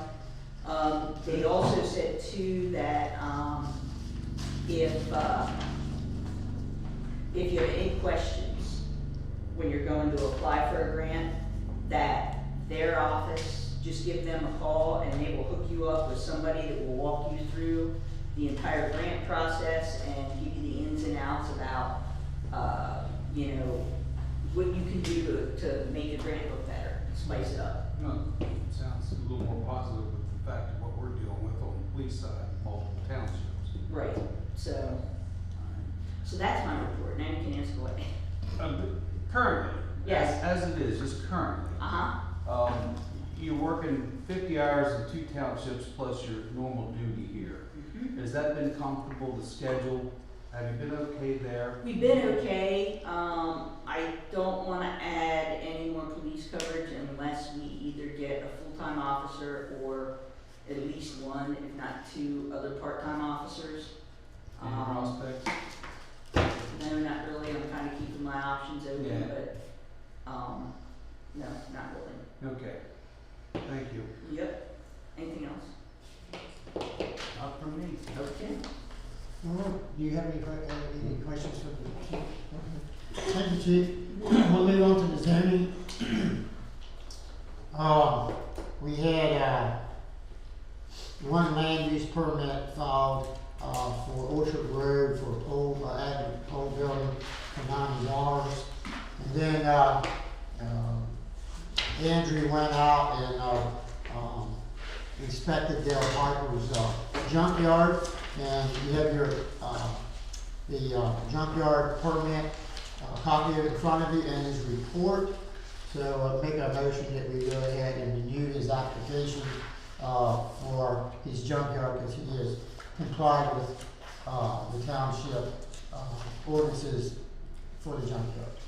Did he also, I'm assuming he already submitted his check for $1,000? Yes, he did before Andrew went out. Yeah. They just came over and applied and then sent it off to Andrew. Well, I make an approval that we accept the junkyard report from our zoning officer and permit, giving the permit for his junkyard for 2022. I'll second that motion. All in favor? Aye. Thank you.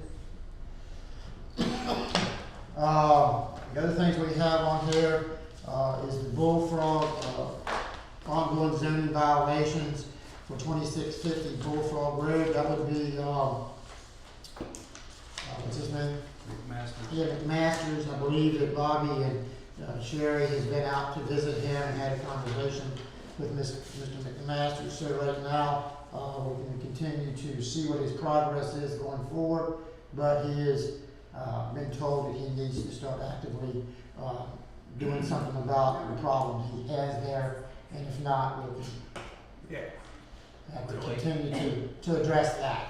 Sherry, I asked you guys to make visits out there, which I know you've been doing. Yep. Bruce and I talked to Bruce, and he's been doing that. I haven't talked to Amron. Has he been stopping in? You know? He did not stop in now, no, the Okay. last 2 days that you Well, worked now. okay. I went by there today. Okay. Moving forward, the next time you stop by, Mhm. say, hey, look, you remember when we were out here, Bobby Oh, yeah. said Yeah, February sometime we're coming back. right. So remind him of that. Oh, yeah, he, Okay. you heard what he said, right? I'm on it, we're working on it, yeah. Yeah. Well, that's the same response I get every time I go. Well, I ran into him at the post office and, you know, it's usual lip service. Just like a giant. We're No. following him?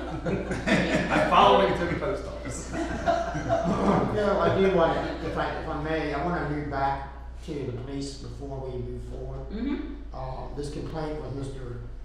Adams, Mhm. Sanders, we need to file that with you, and then you can Yes. file it with the magistrate, whatever you need to do for that process. Because I don't want him to come back here saying we didn't do anything. oh, no, It's internal. at this point. here's how we work that. The Okay. citation that we issued him, he pleads not guilty to that, which in turn generates a hearing before the district magistrate. So he can complain to the district magistrate about anything he wants to while he's in there and argue his case as to why he feels he's not guilty. as far as his other complaint that he gave you tonight, Yeah, if that is against just the police department and a specific officer, it is. then I would request that you give that to me and that I, am allowed to respond to that since it is directly with the police Absolutely. department. Another thing I wanted to ask you too, while you Mhm. responded to that, he made a comment, which I had on video. That the state- Excuse me, Chief, there's a sheet attached that you need with that actually has his narratives. Oh, yeah. Oh, okay. I'm sorry for interrupting. No, it's okay.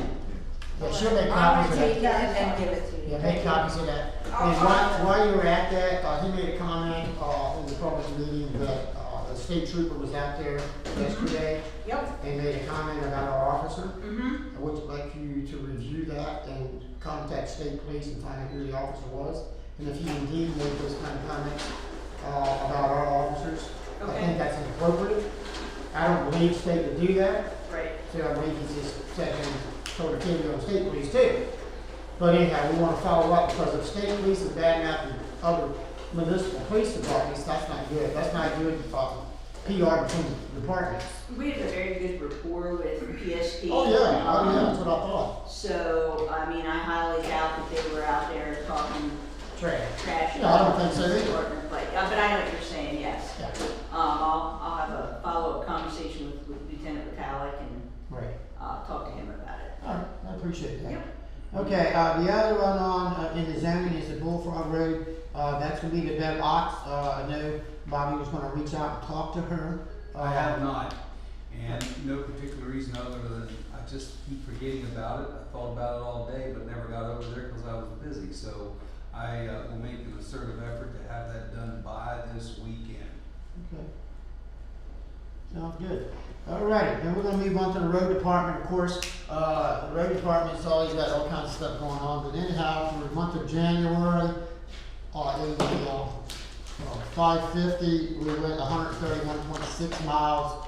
No, I'm sorry, in the Oyama, we drove 131.6 miles. That's plowing snow to center the roads. And then in 133, which is the 550, we drove 828 miles of plowing the roads, sending the roads, and rechecking the roads, and we're doing it over and over. And then on the pickup truck, 368 miles with it. The total fuel usage for road department for January, you see here is 57.1 gallons of gas and 125.5 gallons of diesel.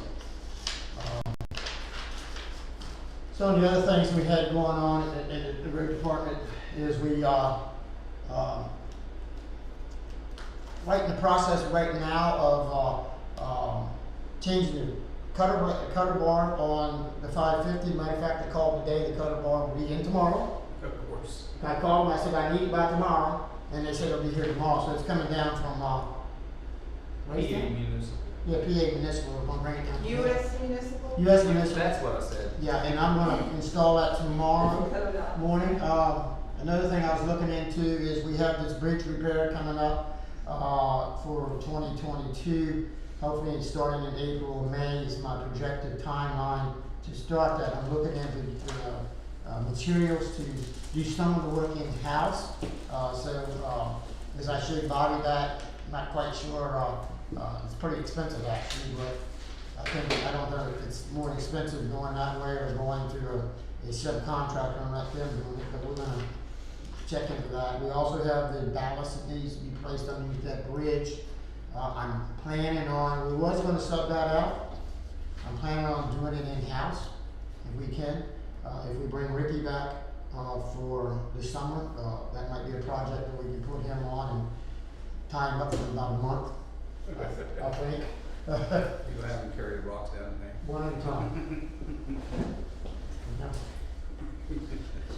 So anyhow, those are some of the things we got going on. We do have to, as Bobby said, we had some issues with ice damming on the roads.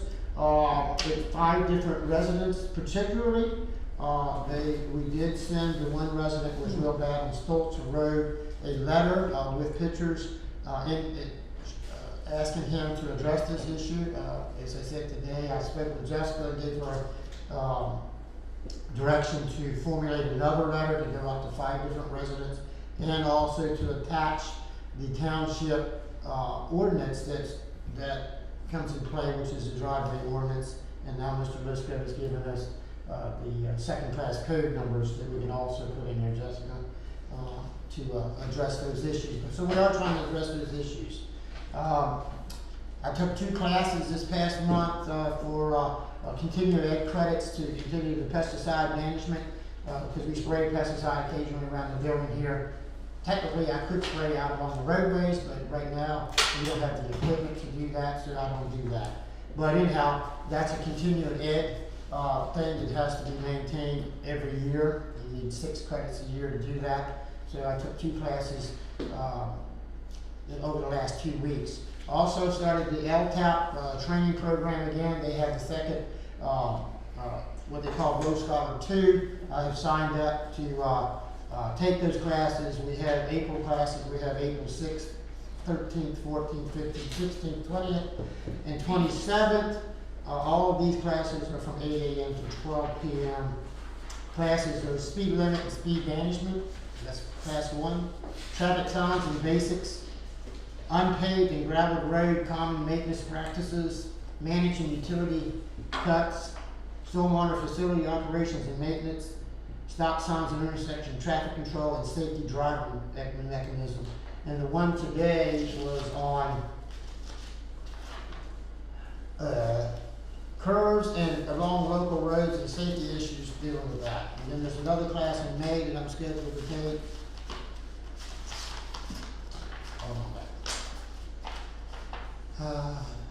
That class is road safety audit, which is March 1st. So anyhow, these classes right now are virtual or online classes. They will be starting back up. The live person classes at the Adams County 911 Center, hopefully in May, which I hope to take those classes because it's much better to go sit in a class and hands-on than to do a video. But anyhow, that's where we're at right now. One thing I do know brought to my attention, the 24th of this month, PSAT is putting together a flag force training class up at the Enola office for anyone in the township that may be interested. I believe my certification is still current. It has to be certified every 3 years. If Bobby is interested, I would like to send him up. I'm pretty sure I ain't gonna get Bruce to go. I'd like to have Bruce to go, but I don't think that Bruce would take the time to go. He may. How long, is that a multiple day or? No, it's a one-day class. One-day class. It's a one-day class. I think it's 4 or 5 hours. Yeah, it's not even a whole day. It's not even the whole day. I was gonna call Ricky and contact him and see if the 3 of you guys are interested. Plus, like I said, I'm gonna check when mine runs out. If mine's gonna run out next year, I just go ahead and research. If so, I will let you guys know. I want to make a motion tonight that if I can get everybody to go, that the township is all right with those guys. Once I mentioned to go take the class, because it is a fee involved in that. I know, but we have a training budget. Yeah, we have a training budget. There's a fee involved. I'm not quite sure what the fee is. I think the last time it was $35 a person. Or something like that. We'll look into it more. I don't know that do you know when you said it's on the 24th? February 24th. All right, we'll look into it. Yeah, I tried to pull it up tonight before I came in here, I couldn't find my flyer on that. I don't know if you need a motion to send them to training. I don't know. We have a training budget for that.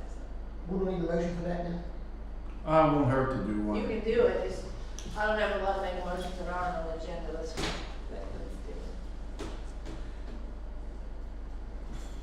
It's an unnecessary motion, but we could make it, Well, don't.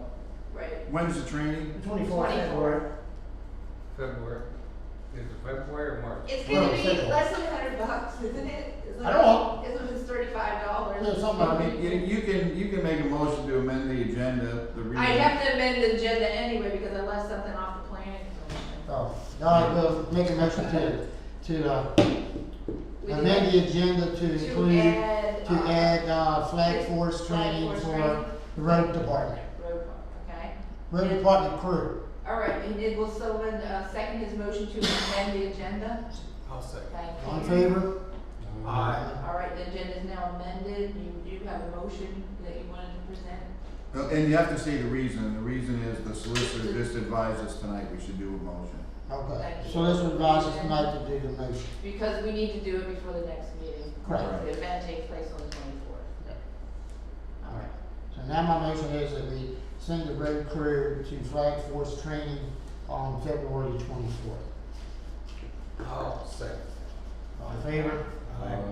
Thank you. What else do I have? Do we have a per diem or meal allowance? Yeah, they feed you there. They have in the past anyhow. Brandon, you goes up into the boot camp, they'll feed you both days you're there. But anyhow, also, while I'm on the subject of Peace Acts, before we move on here, and I'm gonna try to make this quickly, is the Peace Acts Conference is coming up, in May. Is that correct, Wendy, May? Or is It's it usually April? April. April, May. That's one up in Hershey. That's one in Hershey. Yes. There is, so the supervisors, union supervisors that are interested, please, let Wendy know where she can set the registration, especially for new supervisors, Brandon, if you have time and want to go up there. It starts on Wednesday and runs through Sunday. You can go one day, you can go every day, whatever. It got a lot of good, training classes for new supervisors. If you wanna get a crash course, there's a place to get a crash course. What they are gonna be having, and I don't remember the date, I think it's Wednesday and Thursday, there's a round table for roadmasters throughout the state. I am probably gonna sign up for the roadmaster round table because, I can get, a lot of these, accredited, points for the LTAP roadmaster's degree right then and there. So, I'm probably gonna do that. I'm not quite made my mind up yet, but we'll see. So other than that, let me see anything else. So we got, ordered a set of forks for the backhoe attachment. They're $529, for a 6,000-pound, forks to attach to the backhoe. We can use that, to lift pallets, like this. Tomorrow we got this raid coming. Also, looking at, ordering some magnesium to add to our salt mix, to try to get some of these roads when the temperature's below 32, that magnesium will start activating and the salt does not activate below 32. So anyhow, those books should be coming in pretty soon. Yeah. I didn't put it in. Okay. I'm trying to rock you out. Yeah, it's like, I wasn't sure if you guys are having private meetings, I didn't know. Our meeting starts. All right, so I'm gonna, It starts at what? It starts at 6 now. Oh, it says 7:30 on the website. Oh. Yes, it does. You can get it anyway. It does. Okay, that's good. so anyhow, I have to need a road report. Yeah, we're doing those roads. All right, now we're at, just you guys just came in, We're here. right at the right time. So Well, right, you came right in time.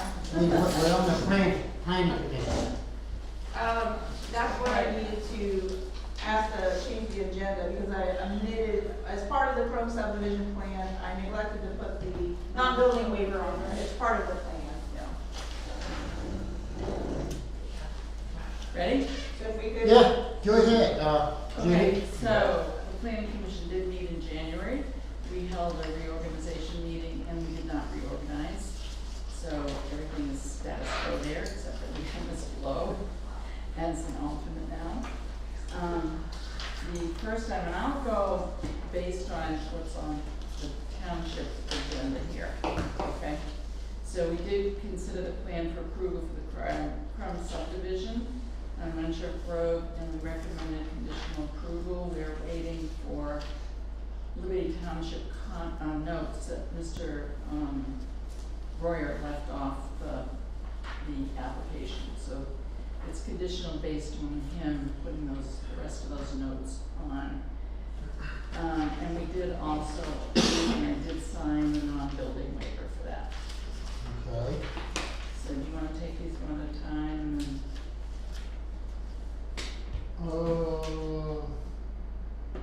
Consider motion to approve for Plum subdivision plan dated, okay? Yeah, and that's where I said I I needed to amend the agenda, so could I get a motion to amend the agenda, then add a non-building waiver to it, because I neglected it as part of the plan, it's just not listed on there.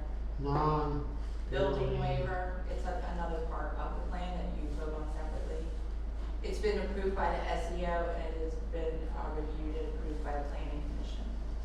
This is Okay. the waiver saying that. All right, so I'll make a motion that we make an amendment to, line item ID, the planning commission, to have non-building waiver added to the Thank you. agenda. Do I have a second? I'll second All in favor? Aye. Okay. All right, I don't believe Mr. Roy has added those notes, is that correct? I haven't received any follow-up since your planning commission. so, we're asking for a motion to approve the subdivision plans for Winchalk Road, 25B 17-0026-000. Do I have any discussion? Do you remember what exactly the notes are that they're supposed to put on? No, they're just our regular. It full didn't seem thing. like anything jumped out to me when I was reviewing that. Yeah, I think he picked the ones that he thought specifically went with this plan. I'm sorry, I think the plan went with this, with the crumb plan and then just left the generic, ones about it's a farm community, all those other notes he left off. Was there any objection to putting the notes on the plan, or you just think you didn't get around to it? Well, what happened was he came into the meeting with a new plan. And, we didn't have to accept it because we're supposed to get them 10 days ahead. And we agreed to look at the plan that he brought in. And that particular plan didn't have the notes, is what you're saying? Yes. The one that he brought to your meeting. Correct. Right. And then you advised him that he needed to add the additional notes. So you're waiting for him to update the plan? I don't, Ms. Liston, I don't think it's any big deal, really. No. Yeah, well, I It's just guess, a matter- There's no I comment. guess the supervisors can approve it conditioned Condition. upon his putting the notes on the plan, Yeah. Alvin, you got any thoughts on this? No. Well, I know that Adams County had a lot of comments. And one of the parts they have is C.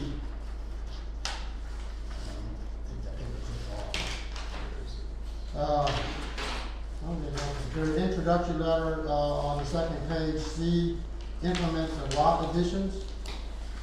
And it says that we would strongly recommend that the township take appropriate steps to ensure that track 5 and track 3 truly become combined and inseparable.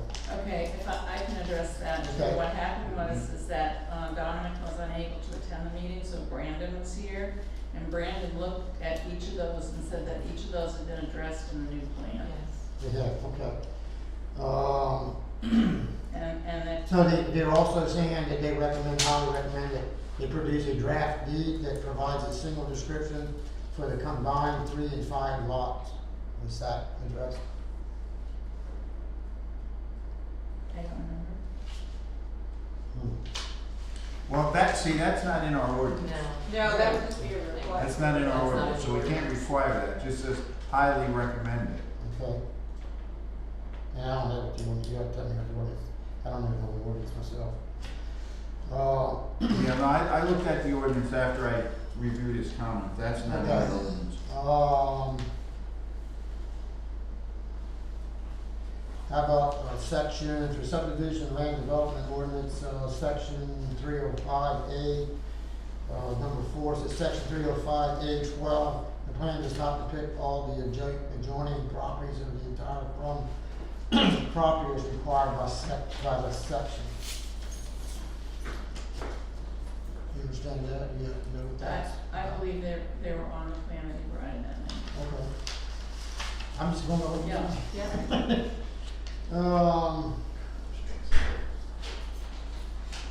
So when he brought the plan back, he said he didn't add this section, here's the plan, what he's supposed to do. This is the revised plan. That came, so what are they asking for? The ones on the sides of the property? Mhm. And that's not on here, so he didn't adjust that. No, No. But how did the KPI, did they advise you on that? No. It doesn't show 3 and 5, No, it didn't do that. They didn't have that on there. KPI was fine, but Yes, KPI is fine. Commented on Okay. So Leroy was asking for a waiver on the schedule? no, they were asking for a non-building waiver. The non-building waiver goes. So that's on tonight, that's there, okay. Yeah, it's Alright. separate. Anybody else have any objection on this? that. No, it's clear as mud. Clear as mud, is that what you said? I don't think it's clear as mud, because this has been going on a while. All right, well, I will make a motion that we, conditionally go forward with the approval of the application for, subdivision plan. So you. I'll made- second that motion. Great, okay. This is a conditional approval, second.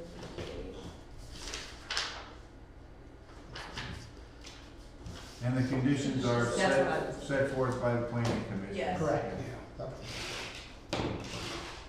And is that communicated with Mr. Royer then? How is that to make sure that he complies with what needs to be on that plan? Wendy will contact him as far as from the board of supervisors addressing, letting him know that we approved the preliminary, plan tonight with conditions, the conditions that were set forth Okay. by the planning board.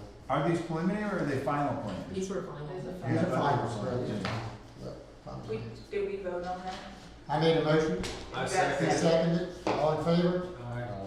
Can you also then vote on the non-building waiver? Yes, I'll make a motion that we approve the non-building waiver of the said property. I'll second that. All in favor? Aye. Thank you. Thank you. Okay. There you go. Yes, I'll contact Mr. Ward tomorrow. Okay. Is anything else for the Crones? We're done with those guys? I think you're done with us. You can stick around, you don't have to go nowhere. Since we came in an hour and a half late, I apologize. You came for that. just in time. Look, look, you came right up to me. Right on time for yourself. You didn't have to sit through the hour and a half before. Yeah. Okay, so we're gonna move Thank on to, number 2, consider comments from Freedom Township and conditional use application for the Schreiber campground. Right, the planning, Thanks, guys. Thank Thank you. you. Yep. the planning commission had a number of, issues and comments with this, as did KPI. Right. And they concern such things as, first of all, the boundaries have not even been determined between Liberty and Freedom Townships. I'm sure you remember that. Yep. And then we have a concern about the usage of Bullrock Road, that at least a traffic study would need to be done.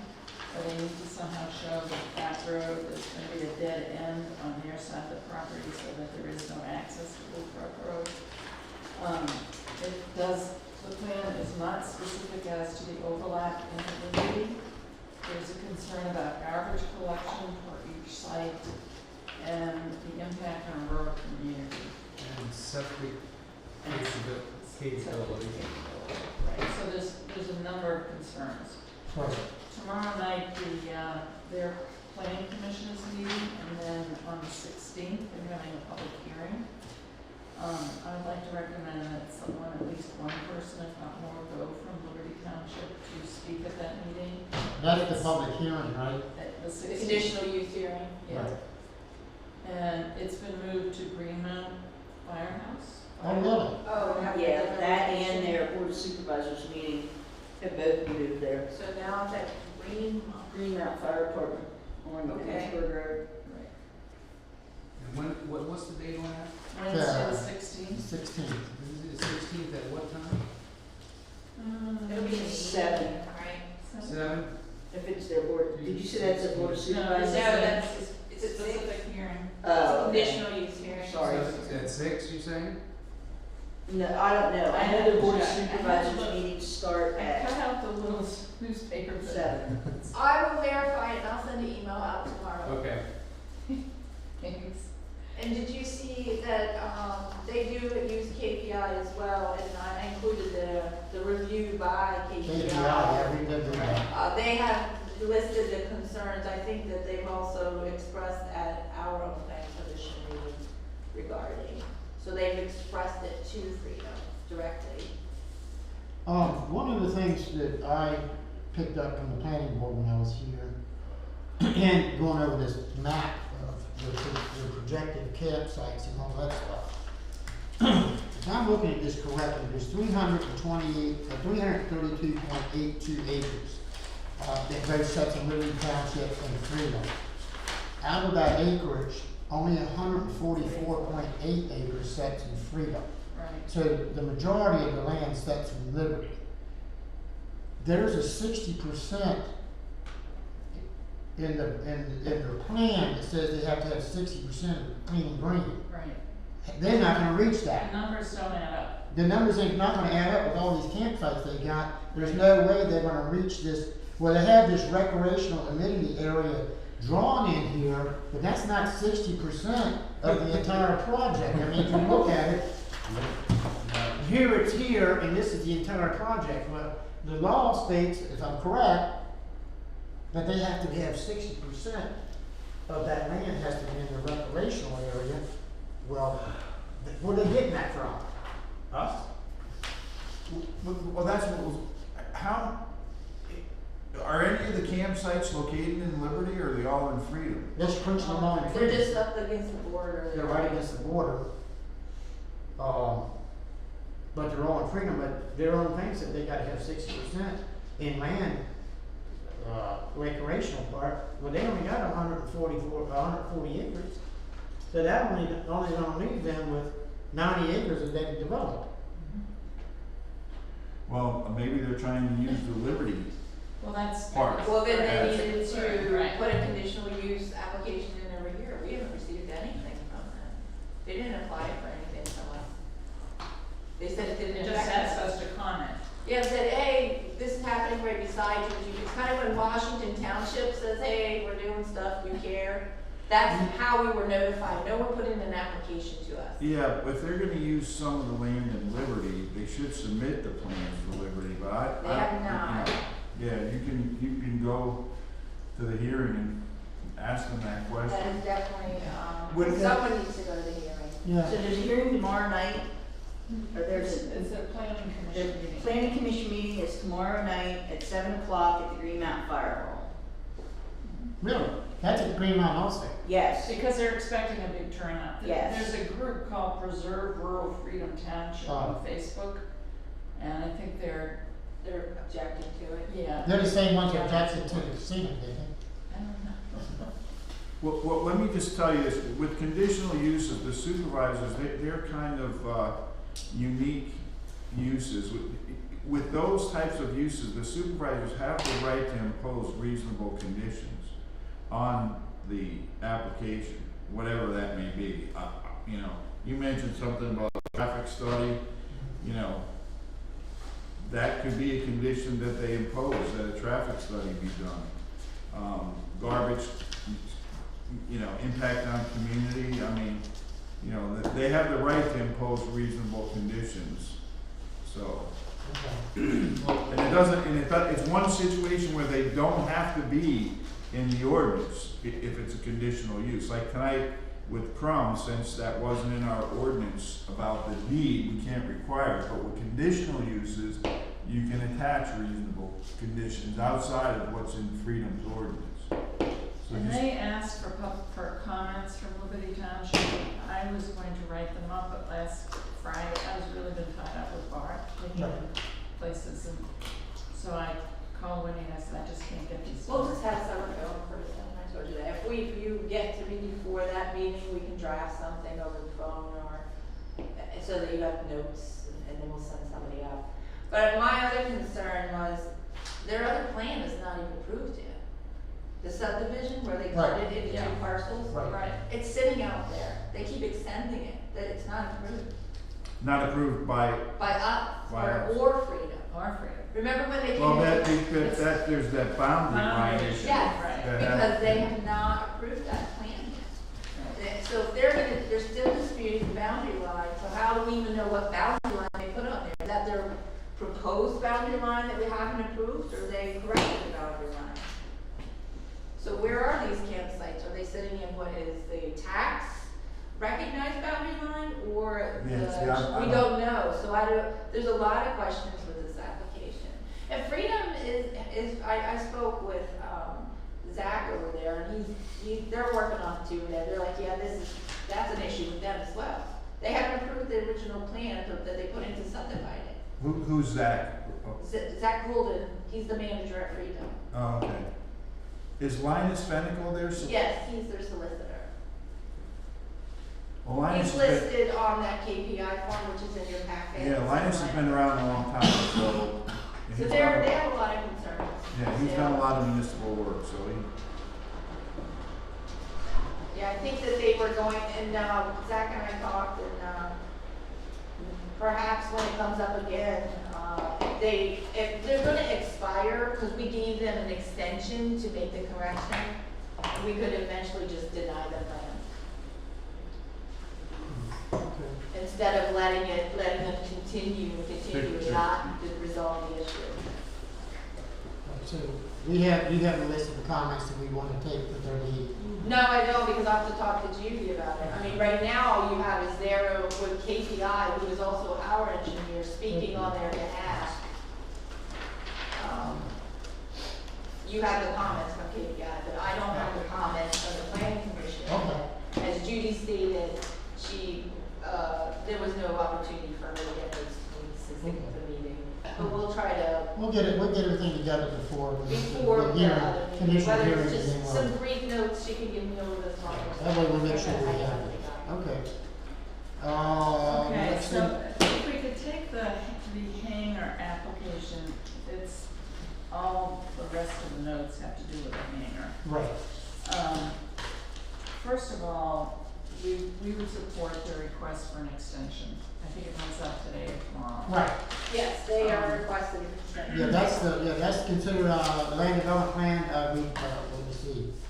It was on here for the It's number extension. 6. It's at the bottom, Yeah, it's at the bottom. because I didn't know how it would go, so they did request an extension to allow more time to make more corrections. Yeah, and I would vote in favor of giving an extension. Do you wanna talk down there and make that? I'll make that motion. Okay. Second. All in favor? Aye. And all this other stuff, needs to be addressed.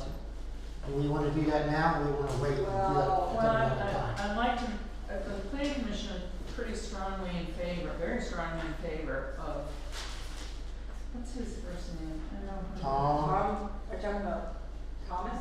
Yeah, Brett. Brett, With yeah. Thomas? Brett was really quite upset because apparently he's a builder and he's done things like this and totally different rules, but he thought they were Pennsylvania rules. So he did talk to Dominic, although he wasn't at our meeting Tuesday, he spoke to Dominic that day. And he spoke to Rusty Ryan from the Conservation District, who had a number, you probably got those comments in writing from him. Yes, they're in here. And, the planning commission is in support of the Conservation District's comments Right. and feels that the, you know, what are they, erosion and sedimentation plan be addressed. And we suggested, we voted to table the whole application, and we recommended that Brett meet with Rusty in person at the hangar to overlook the site to really see what Conservation District's issues were. And so that's what we would like to recommend to you also. Okay. Well, that's what I would do too, because we can't just continue to do and give these waivers the whole time. Every time someone says, well, I don't like following your plan, following your township ordinances, I'm just gonna ask for waivers. As you yeah, said, especially something with erosion and sedimentation. erosion, yeah, that's a big issue. Especially there were a lot of comments from Rusty. Yes. So would you object to giving them a waiver of the preliminary plan? No. So you could. I'm not gonna do that, because I believe the preliminary plans need to fall in line with what Rusty's things, that's in there too, the preliminary plans. Why would we give them a waiver on preliminary plans and not give them a waiver on the rest.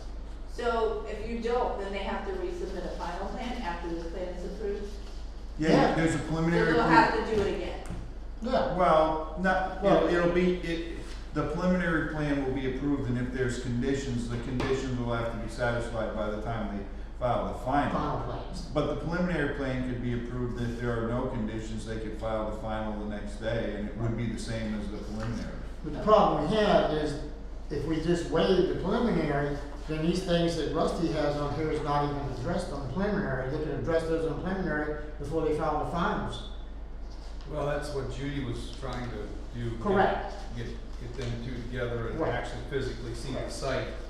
So that's what I'm thinking, well, and this is just me thinking out loud here, is we don't need to really consider any of this stuff So until, we're not going to vote on any of that? You get the preliminary Just plan. extension. We get just the extension. So we we just- voted yeah. on the extension. And there you go, he's got his extension, everything else. All right, I'll let them know. Does anybody else have any different No, ideas in no. that? No, No. I think we gotta start with. Okay. All right. All right, and then we just jump down to Secretary Treasurer. I don't have any information for you, so that's my report. Okay, let me just get that out of the way, get this out of the way. Elected auditors letter, did everyone read the elected auditors letter, that was, I didn't send it as a draft until today, then I'll send it if you vote. The one that Kate Bostic sent? oh, No, to No. Kate Bostic. two big boxes, yeah. Yeah. What this is back in 2016, when we had the problems with, the township finances and discovered that there was, inappropriate things going on, the township decided at the time that we was gonna do a forensic audit, but at the same time to have a CPA firm to go through the records of the township and to pull out the things that the forensic audit needed. They were gonna charge us thousands of dollars, so the board of supervisors decided to use our elected auditors, to go through that process and to pull out those documents and supply them to not only our solicitor, but also to, the forensic audit, what was her name, Karen Fry? Yeah, Fry. Yeah. Mrs. Fry, and, so anyhow, that was why they were enacted originally to, They were assisting with that audit. yeah, they were assisting with that audit. After that was done, at some point in time, we probably should have, put them back to the auditor's position where it states in the second class township code, that if we have a CPA firm in the auditor's, position is just to set the salaries of the supervisors from year to year and do their regular yearly rework. So that's what precipitated this letter, to the auditors to let them, to put them on notice that, that's what the second class township code says. That's where I'm at. Any comment? Well, 2013, did you say that started? 2016. 2016. Yeah. Yeah, 2016.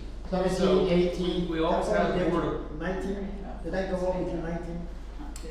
Was it 3 years? Was it 3 years we went through? I'll have to look when we finally closed out. It probably was, it was 18 or 19, I'm not sure, when we finally got the last check. Mine's working. Yeah, when the auditing company was asking for more evidence. The bonding company. The bonding company, Right. correct. So they had to go. yeah, I was supervisor, that was in the first month or two of me Alright, being so when you were supervisor. here, then, Yeah. and then we got the final check. Yeah, it was a 5,000 or 6,000. Remember, we had the discussion, do we wanna pay the $200, see if we could get more? Right. One of the supervisors said, no, don't pay it, you guys said do, and thankfully you did, cause we got an extra 5,000 or 6,000.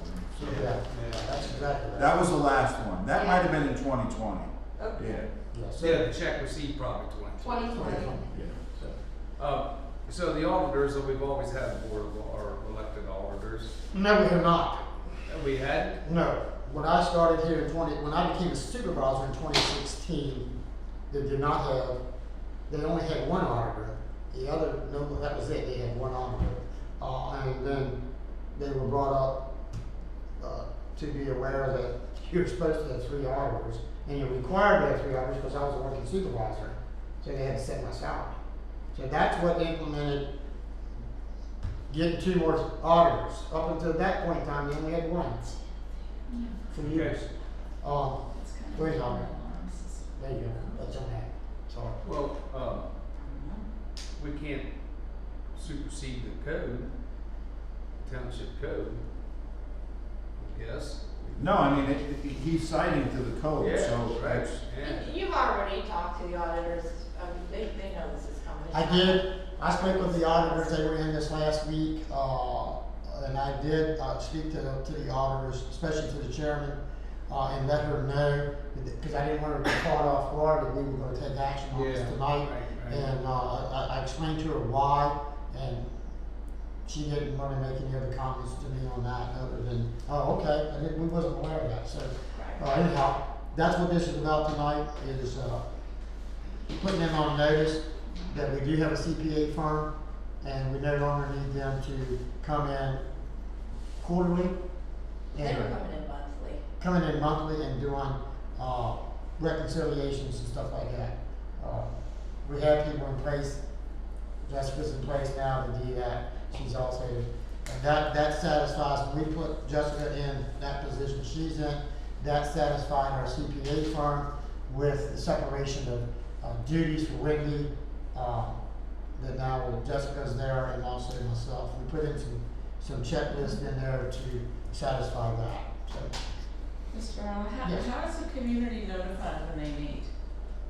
When who meets? They're advertised. Oh, they That's are? not a meeting that they're doing, but No. when Yeah, you that's not a have a meeting. public meeting, we do advertise that. Like, they had a meeting on the 20th, I think. Something like that, yes. So To it's talk about the advertised. set Yeah, of it's salaries. advertised, yeah. But when they're coming in to look through the files, doing auditing, that's not a public meeting. They're reviewing records.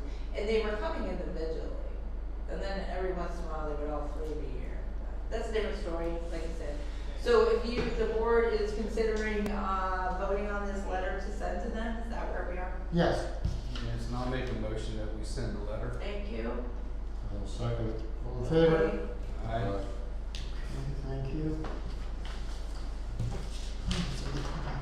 I can't help you with the waste contract, it's clear as mud to me, I don't know what's happening. All right, so I'm gonna give you the real speed up for the waste contract. The waste contract, we're not taking any motion on this tonight. We are tabling this until Okay. our next meeting. Thank you. You all received a letter, I received this just prior to, They just sent it, the They waste sent it to- management complaint. there's a complaint been filed, and as I talked to Gail, I called Gail immediately, and she said because of how your meetings go, you guys don't have to act on it tonight, and I said, we won't. So we have another month to look this over, see how this works out, and then we can take, action next month. So I'm gonna table the waste contract until March. It's my understanding that there is a law firm that's representing us in this. And he didn't get back to, he was He didn't supposed to get get back back to to us tonight, and Gail said he didn't, it's the Okay, so Carolina. my main question is, I'm not to get involved Oh, in no, it. I Okay. just gave it to you to be informed of the meeting. Okay. I just have, that's why I gave that to you. All right, thank you. The board will reach out to you for input. Yeah, right now they have several, other municipal solicitors working on it. So I'll table that, I'm making a motion to table, do I have a second? I'll second it. All in favor? Aye. Thank you.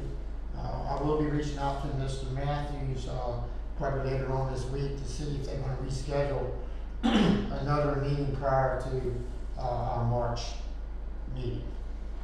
And find out what's going on. Okay, update on the cable franchise, fees contract.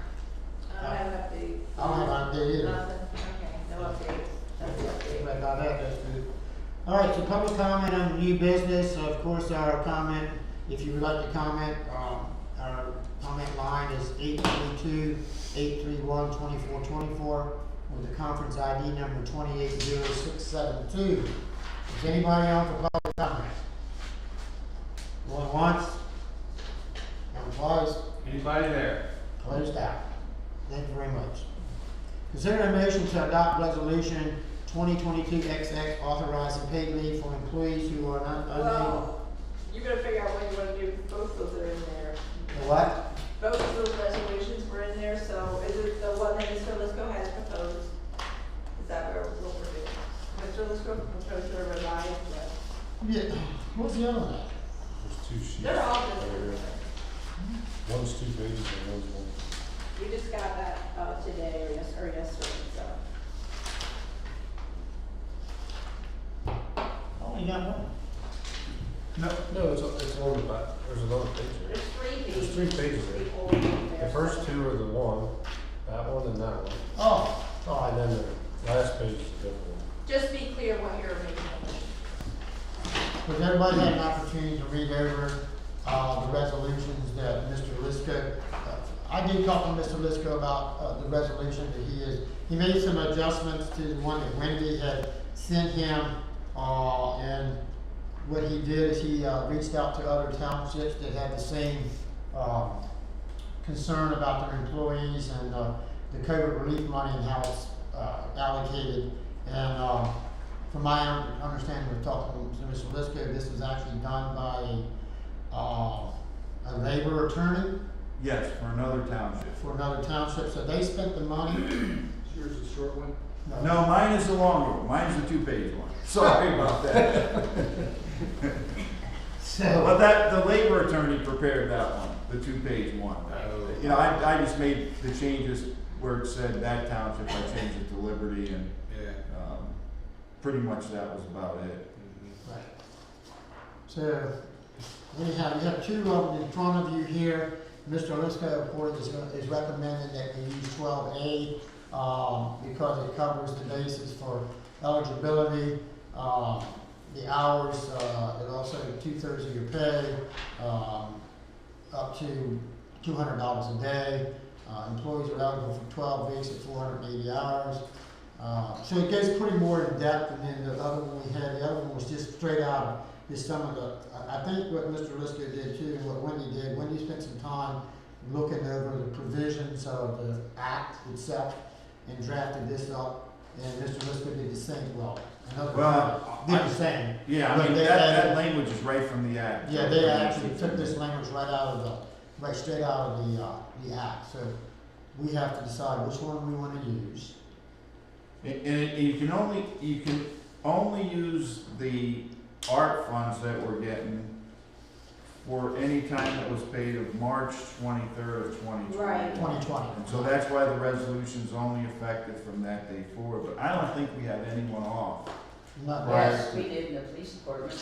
Oh, they do. in March? In March 2020. Oh, not in March, no. No, No, March it of was April. 2020. That was April. Sorry. Yeah. Okay. No, this was, Oh, you're talking about a couple months ago. I'm talking about Yeah, December. this is and January. retroactive. Yeah, this is retroactive. all the way back to Retroactive to March of 2020. 2020. Got it. And it goes to the end of the usage of the funds, which is 2024. Yeah, Right. December 31, 2024. Yeah. So, I'm a little confused on the eligibility for pay. It's just up to 80 hours for A, for example. Right. Okay. 2 weeks, basically, that's what the act authorizes, the federal law authorizes 2 weeks. 2 weeks per year 2 weeks total, Oh. for the 4 years. yeah. That's- So if You get COVID twice. you get COVID twice, You only get paid up to the 80 hours. and what act is that? The ARP Act? Yeah.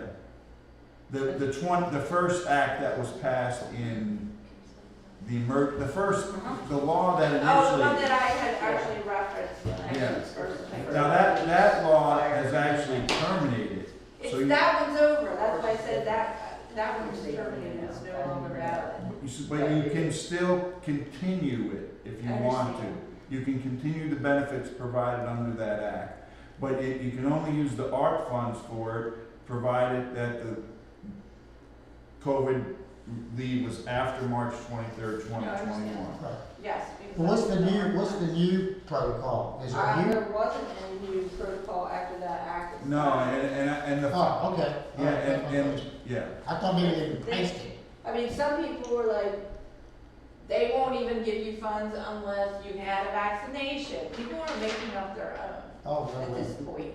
Really? The school, Fairfield School won't give you, they will refund, it will give you money unless you're not vaccinated, then they won't give it to you. Some people are requiring a test, some people are not requiring a test. It seems pretty loosey-goosey. Well, it seems like kind of controlling. It's what it sounds like. We only have 2 full-time employees here. Right, this is for all employees, not About just full-time. 10 part-times total. Right. Well, yeah, we're not talking a lot. So how does Sherry that and I apply don't get to sick. part-time? This is for part-time as well. It's isn't it? for part-time For everyone. employees. Yeah, Yeah. so if you're, whatever your average hours are part-time, then that's what you would get paid for. And it does, And to my That's understanding, your regular rate of pay. Right. and to my understanding, but it says 2/3 of your regular rate of pay. It doesn't say your full rate. It says full on section A. Yeah, sick leave at 2/3 of their That's your sick leave. That's sick You are leave. on a full regular rate of pay. emergency sick. now, didn't I What's the understand, difference? B is if you're caring for somebody. Yeah, B's if you're caring Oh, for okay. somebody. You So actually have. you're defining that. If you're sick, you get all your money. Well, I'm not defining it, it's my No. understanding that that's the No, way, no, I wasn't directing that at you. that's I the way meant the that. act defines it. So it says, you. Yeah, So the first part is if you're sick, then you get your full pay. right. But if you have to stay home because of your family member Because or of my someone body's else, sick. you can also get I can paid. only It's get. under- I didn't even, in Quarantine. mine, I wasn't even paying you if you were staying home. Because my Quarantine understanding too, isolation. from talking with, Sherry and This couple, looks nicer. and then I also talked to Carol Valley, they're saying that essential personnel, which would be the police, Right. or anyone that functions in the township under essential, which is the roadmaster, Which is the road department. and the road department total, yeah, I absolutely. think everyone- Especially like with the snow and all, Mhm. if we out with COVID, guess what? You're essential. You're just SOL. We know you're. But you're essential, But- that's what but it said. yeah, If there's you're something missing else the that covers essential, us. essential personnel is roads, the road department, and the police department Mhm. were essential personnel. Oh, well, not essential. Nope. No, I'm Who's fortunate. paying you? I'm Then sorry. I'm You sorry. don't essentially need your paycheck, and Who's signed it? who's creating it? Oh, well. You can, Well, if you're taking an average of hours, Right. we don't need to have this discussion. I don't plan on getting sick. We just need to figure out how, Like, what we're doing. So for instance, I have a guy who missed two Two shifts shifts. that he was signed up for because he tested positive for COVID. Yeah. Then I have another officer who was supposed to work a shift, who Mhm. called me because he was exposed, a direct exposure to COVID the day before he was supposed to work. And he asked me, should he come in or not? And I told him, no, absolutely Right. not, that we're gonna follow whatever the CDC guidelines were at the time. Tom. So I have two officers, one missed 2 days of work, the other one missed 1 day of work. Right. So they'd get paid. They get Right, paid. they get paid. Yep. Right. And they don't have to use sick or vacation time. Well, they don't have it because they're part No, no, they don't have to Okay, use so their that's the part-time. part I didn't understand. So you don't have to first use your sick. No. No. no. In here. You No. automatically get it, you don't have to use sick or vacation. Okay. But it's on a maximum of 80 hours Correct. till 2024. Right. Where does the Yeah. average come in? Is that an annual, monthly, quarterly? Well, Where's the well- average come in? What average? Average of hours. Well, let's To suppose, calculate pay. well, let's suppose you get COVID, okay, and you're off for 2 weeks.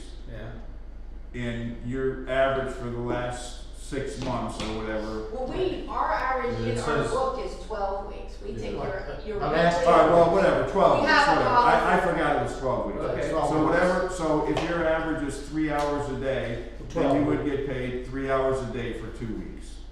Three hours every day, so you get paid a Okay. total of 30 hours. I just didn't know where the average was coming from. Yes. As far as how much time do you use to calculate Yes. average? The same as we do for holiday. We go back the previous 3 months or 3 12 months. weeks. 12 weeks. And then we see what is your weekly average. Yeah, And then and if see if it you gets- get that eligible cap, you know, the whatever. it is. 14 hours. 14 hours, then you get a holiday. That's why Ricky, Yeah. sorry, Ricky. hasn't been working for 2 months, but he received a holiday recently, Yes, he did. even though he hasn't been here. Oh, really? That's not Because of checked, his right, law, that's what it because is. of his average, because he worked for an entire month every single day Yeah. and popped up his average because he was working on a project.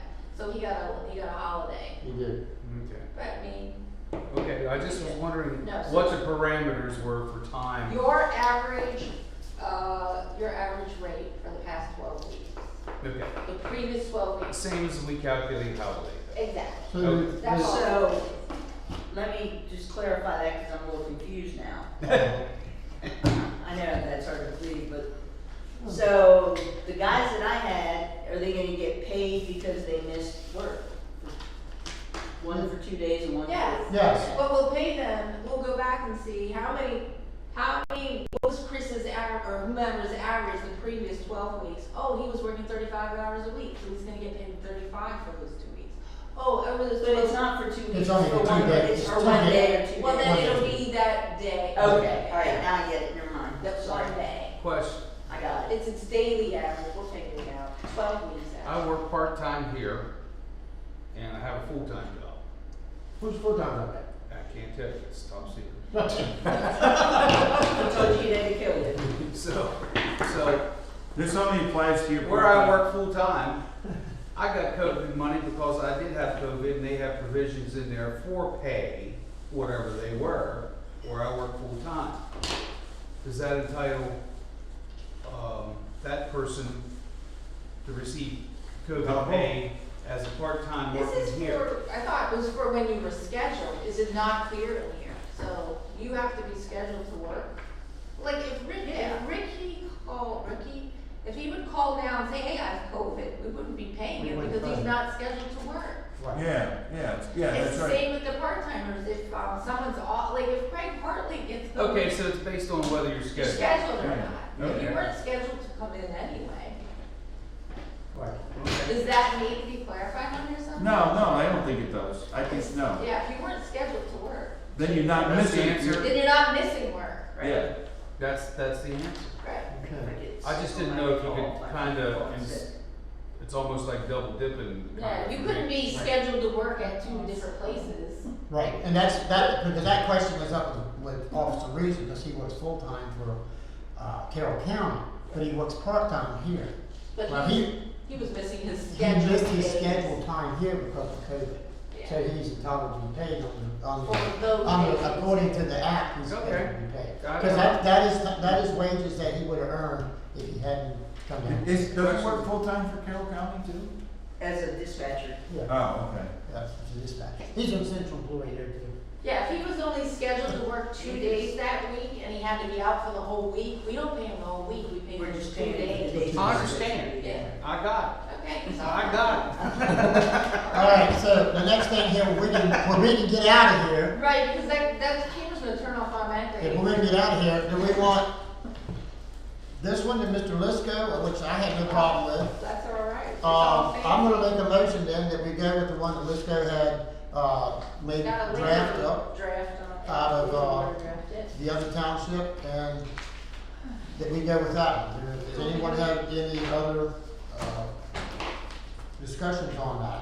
Well, yes. Okay, which one do you wanna go with? Well, it's not a whether, which one I wanna go, I wanna understand what Mr. Lisco's saying, because on this one, it spells out hours, rates of pay, et cetera, it spells out, does this one really, does yours mirror that?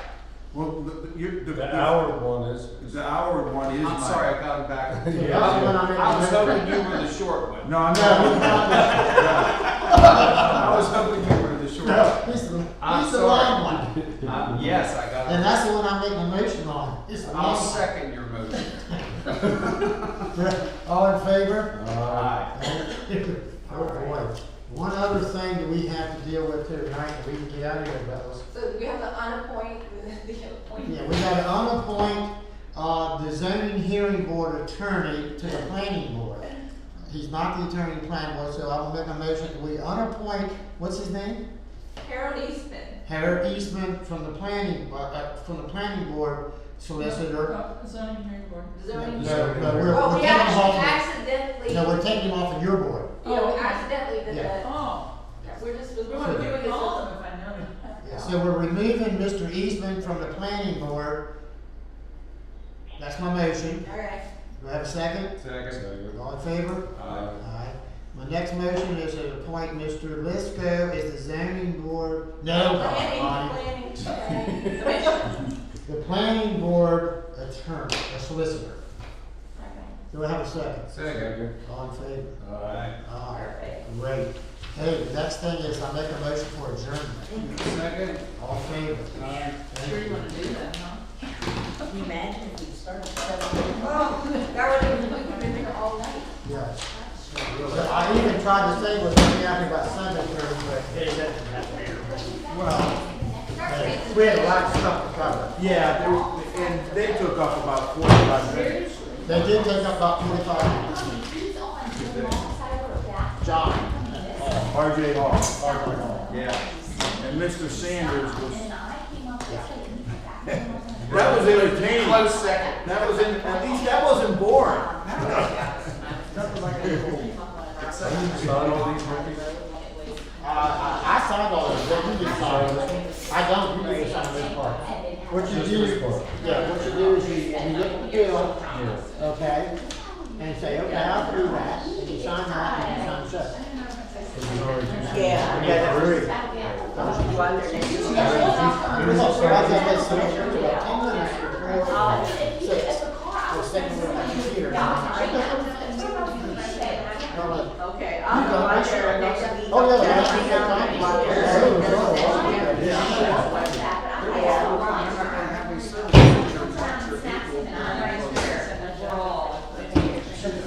I think it's April if they don't get this contract done, because it's got to go. That's what I'm looking at, yeah, still, it's not, yeah, it's just. Maybe. I'll go out there and give it, yeah, I'll go out there next Tuesday and see if he does it.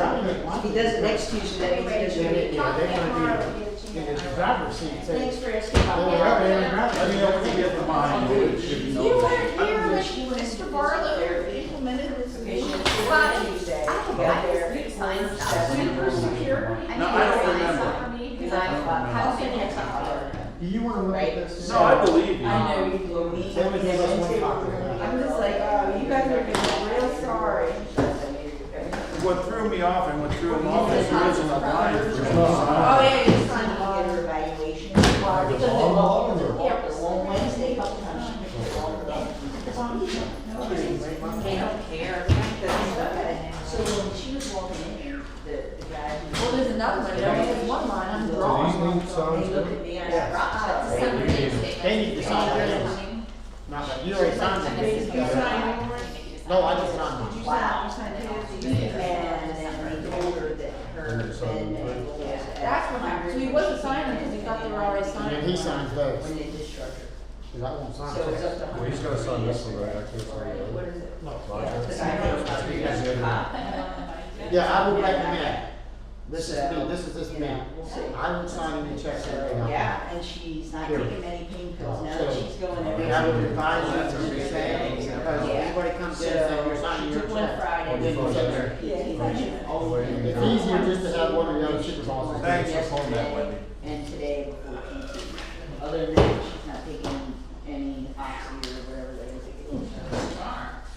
But I said, you know, I said that, slave driver PT is over. Here's your code. Okay. Good night, everyone. Good night. Good night, thanks, John. Yeah, you're welcome. Now where are we Here's going? your check. You want it in your pocket? Yeah, that's fine. Don't spend that all Take in one mine. place When now. you say that, what is this? Oh, check. Lately, when you've been here, I haven't been in. I know, that's what I said, I was like, oh, I gotta catch Bobby, you We know, keep missing each other, and I knew you had some stuff. Thank you, Jerry. You had it every day. Brandon's gonna get a name cramp. I got mine done. So, I got something to ask you. Yeah, hand crank, if you wanna have to do last time. Oh. Bert, Oh, yeah, turn that off. Bert Wait, Collins. no,